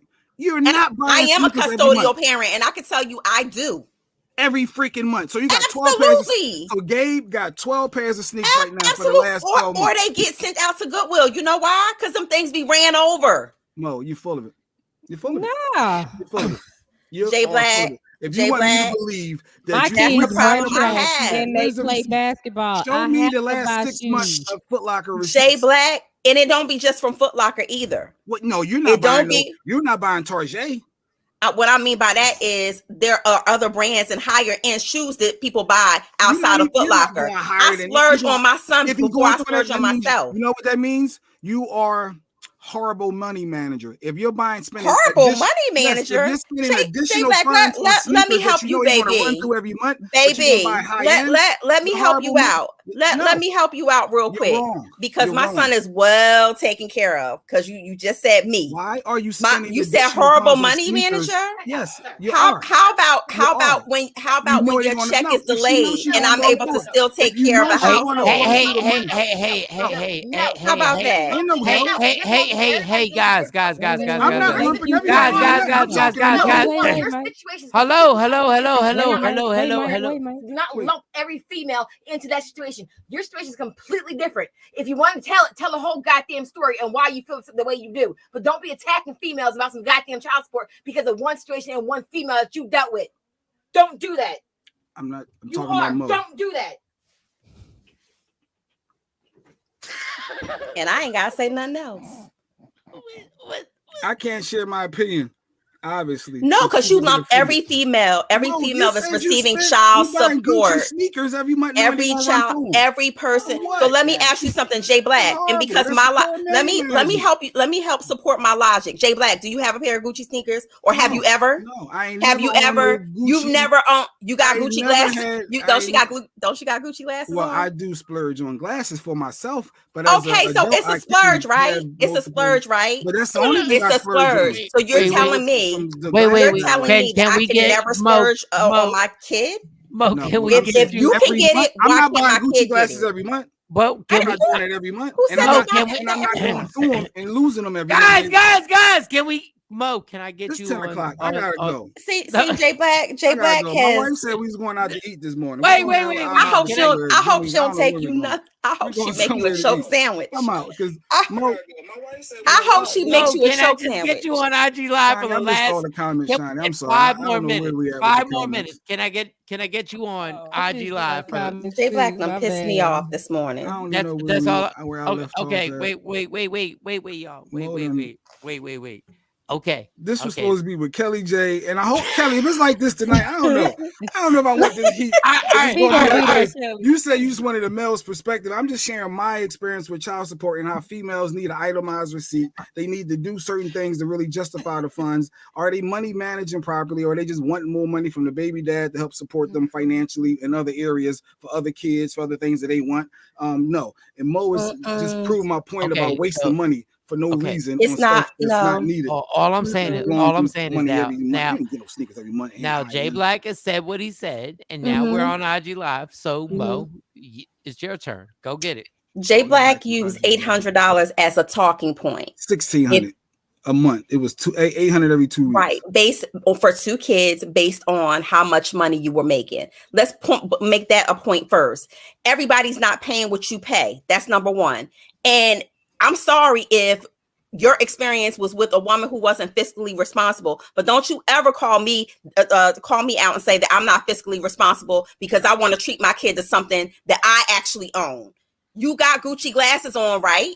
You got Gucci glasses on. So you saying that it's too good? It's too good to treat your son to a pair of high-end glasses? If you're so worried about your son, save that money. What I'm saying is, I'm not saying that you buy it every month. But what I'm saying is, hold on. Mo, you got 10 more seconds, and then Jay goes in. You got 10 more seconds, so go. A little funky child go ahead. Support. So all I'm saying is, shut up. Every woman doesn't spend the money that you contribute, because that money that you just contributed doesn't take care of the whole household. No, it doesn't go get my hair done. No, it doesn't go get my nails done and all of that, like you're implying. That money that you're sending, yes, it actually goes, but it doesn't come on time, Jay Black. So while we're waiting for your delayed deposit to hit the account for child support, trust and believe the house is still being taken care of. So you need to come off of that hurt box that you're on when you talk about child support, because everybody doesn't treat it that way. Every woman is not like that. Leave the courts out of it. Okay. Now, Jay Black, it's your turn. Go. No, because nigga, you yelled at me earlier. Keep that same mother effing energy. You yelled at me earlier. I am. Get back to me. Child support is a trigger. I was. It's a hurt box. It ain't a trigger. You hurt. You scarred. She said it's a hurt box. Can you acknowledge that high-end sneakers is a waste every month if you go through sneakers? Nobody said every month. That's not what I said. What did you say, Mo? You said every month he go through sneakers. I said he doesn't every month. It is very easy to buy your kid 2 pair of sneakers. It is very easy for a kid to go through 2 pair of sneakers. I don't care if you get them from Target or Foot Locker. Wait, y'all breaking the rules. Sorry. Okay, Jay Black, now you have 30 seconds to actually debate your topic. Go get it. Go. No, I'm not a great debater when it comes to stuff like this because it is what it is. The facts are the facts. And the reality is, if Mo is blowing through money that she knows that the kid is going to need for whatever down the road, her half, and it's always what the dad got to pay. It's, well, what's your half you put it in? If it's summer camp, why are you giving me the whole bill? What is your portion? So for Mo, I just needed her to understand the balance that it is two parties and it should be discussed prior. So you just going to sign them up without even talking to me? So you're going to do, like, where was the dialogue? Oh, I need this for that. Well, wait, where was my input? So if you're going to expect me to help pay half of it, where's my input in making that decision? Some of those things that are not given to a father, but expected, I think is foul. And you blow money on Gucci sneakers every month. 2 pairs is just foolish to me when you know you want that out of context. But go ahead. I didn't take that out of context. That's what you say, because every month you don't need sneakers and you let 2 pairs. Okay. Shawnee, you have 60 seconds right now. I have my phone right here. Shawnee, what do you think about this topic right now? And go. J Black, there is no way you can dictate what the custodial parent does with the child. No, I'm not calling you asking you, can I put them in summer camp? I'm gonna put them in summer camp because that's the need. You're not here. So if I would much rather say pay the summer camp, the sporting fees, than to pay for all of the other stuff to take care of. Shoes, yes, we have to get shoes because, like, my daughters run track, they play basketball. You know how many pairs of shoes I got to buy a year? A lot. Okay, because they have to have the right shoes on their feet. Clothes, they're growing. They ain't reached their peak where their foot has stopped growing. They eat. The grocery bill is $600 a month. The grocery bill. And you want to know what I get a month? If I get it on time, and if I might get the $800, that's $400 a kid for the month. And then sometimes I might get $50 here, $100 here. Well, I can send you $250 right now, and I'm gonna work on getting the rest. All right, Shawnee. And that's without a court order, right? Whoa. Okay. We had to stop. J Black, respond. I don't want to respond to every little point, Mike. I don't want to like break her down, because the reality is she's going to still expect that man to pay that money when she needs it, or she's going to say, I'm going to do it on my own. You're no good father. Then she's going to badmouth the dad and make him look bad, low key, and act like they really didn't do it. But you're going to badmouth in front of the kids, which leaves that impression. But when yet you didn't include in that dialogue. So yes, the kids are going to do because they want to do activities, but can you include the person that you're going to expect some bread from? Can you have that dialogue so you have an understanding, knowing going forward what's going to be from the beginning? You still have more time, J Black. I don't need all the time. The reality is the reality. Sorry. I apologize. No, okay, I apologize. All right. Can I ask a question? Okay, Mo, you now have 60 seconds. Go. Okay, so if we're talking about the best interest of the child, right, J Black, and talking about activities, me personally, if I know it's something that's beneficial to my kid, whether it be kickboxing, karate, football, or whatever, yes, I'm going to sign them up. And my expectation is, because we want this child to do the best that they can, is that, hey, can you tell me, can we work out something? Can you tell me how much you're going to contribute? But I'm not going to say, because your dad didn't contribute, little Johnny, you can't play football. No, I'm not. As a mother and as a custodial parent, I'm going to do what I have to do to make sure that it happens. So J Black, your concept of, well, you should have talked it over with me.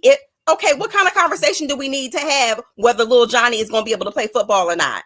It's either yes or no. It's either you're going to contribute or not. The dialogue needs to be, well, okay, what are you going to contribute?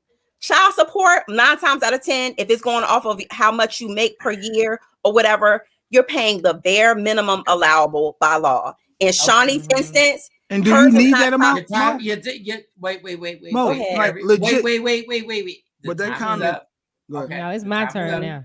Go ahead. Okay. But that happens. So are we saying that the mothers don't badmouth kids in front of the badmouth the other parent in front of the kids? I would never. Okay. Never. Put Lady Q back on the phone. Lady Q. When you talking to your girlfriend. Wait, guys. See? Listen, you scarred. No, listen. Lady Q said, who the fuck badmouth a dad in front of their kids? So, Shawnee, answer that question and understand that I'm putting the whole 60 seconds up. So let me reset and we go.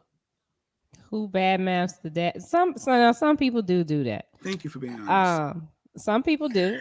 It's not necessary, but the kids get old enough and they know, so they start bad mouthing their dad.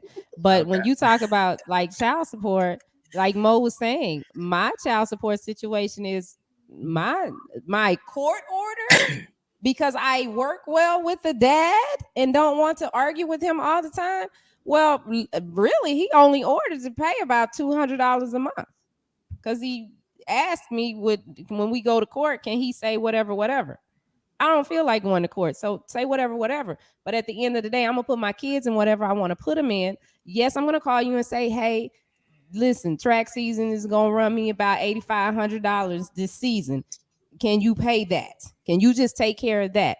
If he says yes, great. And then I got to wait for the nickel and dime situation to happen. If he don't pay it, guess what? Mama going to pay it. Mama gonna get it done. So no, I don't need to talk to you. I don't need your permission to put my children in anything because where there's a will, there's a way. I'm gonna get it done. If I want them in it, I'm gonna put them in it. Now, if you don't want to be a part of that and you don't want to see your child develop, that's on you while you walking around with your Gucci glasses on and your Jordans and all that. All right. Stop right there. Lady Q said, you keep lumping all women together. Respect who the F you speaking to in this moment. All right, Jay Black, 60 seconds. What? I'm done. What was the debate? What was the next question? No, I'm just going by the dialogue that's going on. Lady Q. Mike is having fun. I see. Trying to be a moderator. He's smoking his black around. You really smoking in your apartment on your last day there? My last day here. Absolutely. All right, Lady Q. Last comment. Lady Q. Lady Q just made a good point. Read Lady what she Q said, I told my daughter's father not to take me back to court because he was only paying $400. His dumb ass didn't listen, and I got $850 for one child. Told him be consistent, and I won't take it there. Okay, before we. Oh wait, Jay. Hold on, I want to make sure. Okay, and go. For some individuals, if some individuals don't necessarily need, they have a bottom line number. They crunch the numbers. They know what they need financially. Of course, everyone always wants more. But if you know that this and you know that amount may hurt the other parent, why not take less? Why must you take more, Mo? If you know all you need is $500 a month, but the judge saying I'm gonna give you $850, why not just say no? Let me just go ahead and take the $5 because I know that covers the half of this, takes care of that. And if something else comes up, will you be there for me? We got that agreement. If not, we coming back for modification. Bam, y'all got that agreement. Y'all got the amount and leave it. Why take that $850? So let me. Whoa, Jay. You know you have more time, right? I'm good. Okay, I want to hear her response. All right, let's stop. Okay, so Mo, go. So you brought up a good point about modifications, right? What happens in the year that you make more money and I don't take your black ass back to court for modification? What happens to the side hustles and the little extra money that you make and I don't bring it back before the judge? So when you talk about a woman taking more than what she needs, when it comes to a child, I don't think there's ever an amount that you can say I'm taking more than what I need to take care of that child. All that should matter is that I'm taking damn good care of your child, and the money, you can see where your money is going. And don't get it twisted, because a lot of people get it jaded about how much money it actually takes to run a household and take care of a child. So when you say that you're getting more than what you need, I would err on the side of caution of you using that statement, Jay Black. You still got more time to answer the question because you didn't answer. Why take more? She didn't answer the question. I said, why you can technically all day long. You know you don't need that full amount as far as the minimum requirement. Why are you saying that? Why are you saying what it takes? You know what I'm saying. Right, you guys are breaking the rules. You guys are breaking the rules. All right, Shawnee, your turn. All I have to say is go. To enjoy more of this conversation, make sure you tune into Jay Black tonight with Kelly J. No, I think as they talk about child support from the male point of view. From the Jay Black. From the Jay Black point of view. There's a male. And it'll still go on Kelly J's Facebook, right, Shiny? We could do it here as long as we. It'll still go on her Facebook. Yeah. I think we should do it. We got mad hearts going on Instagram Live. Lady Q, her final comment was because women are emotional creatures. Whoa. Let me read this slowly. because women are emotional creatures and hope men are more compassionate, and they aren't. I ain't about to beg for shit. Wow. Okay, before, does anybody want to comment on it? Does anybody want to? I agree with you, Lady Q. I ain't begging for nothing. But that comes to a point where why does someone who has your child have to feel like they have to beg for anything? Okay, there is nothing I wouldn't do as a mother for my child. I will spend my last penny if I have to, if it means that my child is going to have some level of happiness. That is just how I feel. So when I look at people, and not just men, women too, who got to pay child support, and they go and say, well, all of that money, I got to give you I need something itemized. I need to see every cent that you spending. You see what the electric bill costs? You see what the gas bill costs? But can you admit some of that child support goes to other places other than the kid? Can you admit I'm that? sorry, that's not my experience.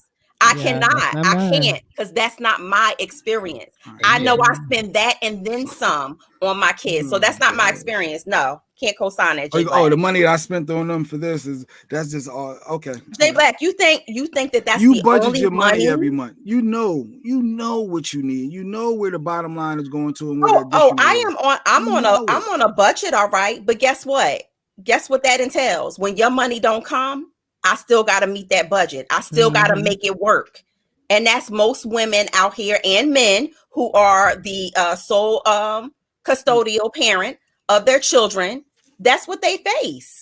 So again, you're operating from a place of hurt, and you're generalizing and saying that all women and who get child support. Some of my dialogue for tonight. I'm gonna save some other thoughts and perspectives that Please I had. do. I'll be watching. I'm gonna save. So everybody tune in this evening. 6 p.m. Eastern, 5 Central. Here it is, right here. We'll get the link out and go from there. You're hurt. Okay. You're hurt, and you need to let go of some of that hurt, or figure out a way to let it go. I'm not hurt. It all started with me saying talk about child support. Wait.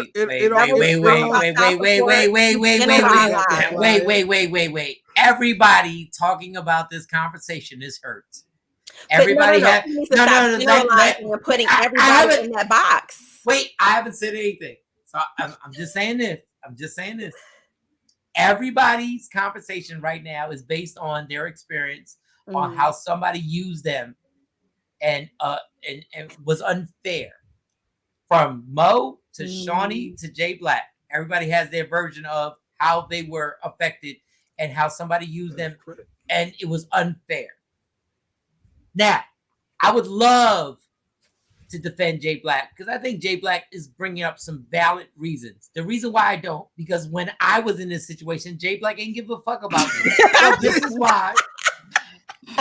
is why I'm not defending him. Because in actuality, what J Black is saying has valid points. Y'all all have valid points. But the reason why I'm not defending J Black is because J Black would normally play a song right now. J Black would know. I think I might need to phone a friend tonight. We're gonna have Michael Shawn on too with me. Mike's coming on with me. He said don't drag him. I'm gonna send him the link. We'll send Mike the link too. You ain't doing nothing, Mike. Yeah, we're gonna have a special edition. That's what we're gonna do. This is gonna be a special. Just be sitting there. Smoking the black and white. J Black, let me say this, and maybe you can It was J Black would do. Right. It was J Black would do right now. Wrap up music. Right. Yes. Spent so much money on child support. I hate and that bitch spent it on her hair. Oh, God. And on her feet too. Cause bitch, you done spent my money. J Black, let me say this. Not all women, take child support and spend on themselves. The good women out here who love their kids and want the best for their kids, spend your child support and then some to make sure that their child has a nice life. And it's not always about name brand. Sometimes it's about sports. Sports cost a lot of money. When Shawnee said $8,500 for track season, I almost lost my mind. So at the end of the day, she got to be responsible for that as the custodial parent. You plus come the in house. You Plus can the come in car. as an uncle. I call it the uncle syndrome. When you come in when you want to, or when you can, or when it's convenient for you. And that's okay, Chick Fil-A. All right, Mike. We gotta end this show, Mike, before the YouTube cut us off. Tonight. You can't play the whole green, man. The steak with they bread. Louder and louder. Did they say cheaper to keeper? All right, we out. We out. We good. Mike, end the show, Mike. Y'all can't hear me on here. Hold on. We are way over. No, fuck that. Hold on. Let me fix my mic. Let me fix my mic. Gotta go. Let me fix my mic. Hold on. Gotta go. Hold up. All right, fix your mic. Your mic sound fine, I think. Yeah, you sound fine, Mike. Oh, but I can't. Can y'all hear this? Oh, no, we hear that. Yeah, YouTube here too. Yeah. But I can't hear you. Mike. You can't keep playing. We're gonna be canceled. We're gonna get canceled. They gonna shut us down. Be canceled for 2 weeks. Fuck them. Hold on, stay right here. I need to hear y'all better. I need because I can't hear it. Hold on. Show is over. No, fuck that. No. Hold on. I want to make sure we good. Bam out. Peace. Do all No. that. Don't love me. Kelly J. Don't holla hate at me. you. Yes, Philly Chica. Mike is messing up the bag. We about to be canceled. They gonna play music shut it down. Oh, that is horrible. All right. We're gonna leave right here. All right, everybody. We'd like to thank y'all for joining us today. And if you was born in at least I'm not the only one who didn't spaz. Shout to Jay Black, Sexy Mo, Shawnee Scott. Hey, what's happening understand? Now? We'll see y'all. I won't see y'all tomorrow. I won't see y'all. We'll see y'all on Monday.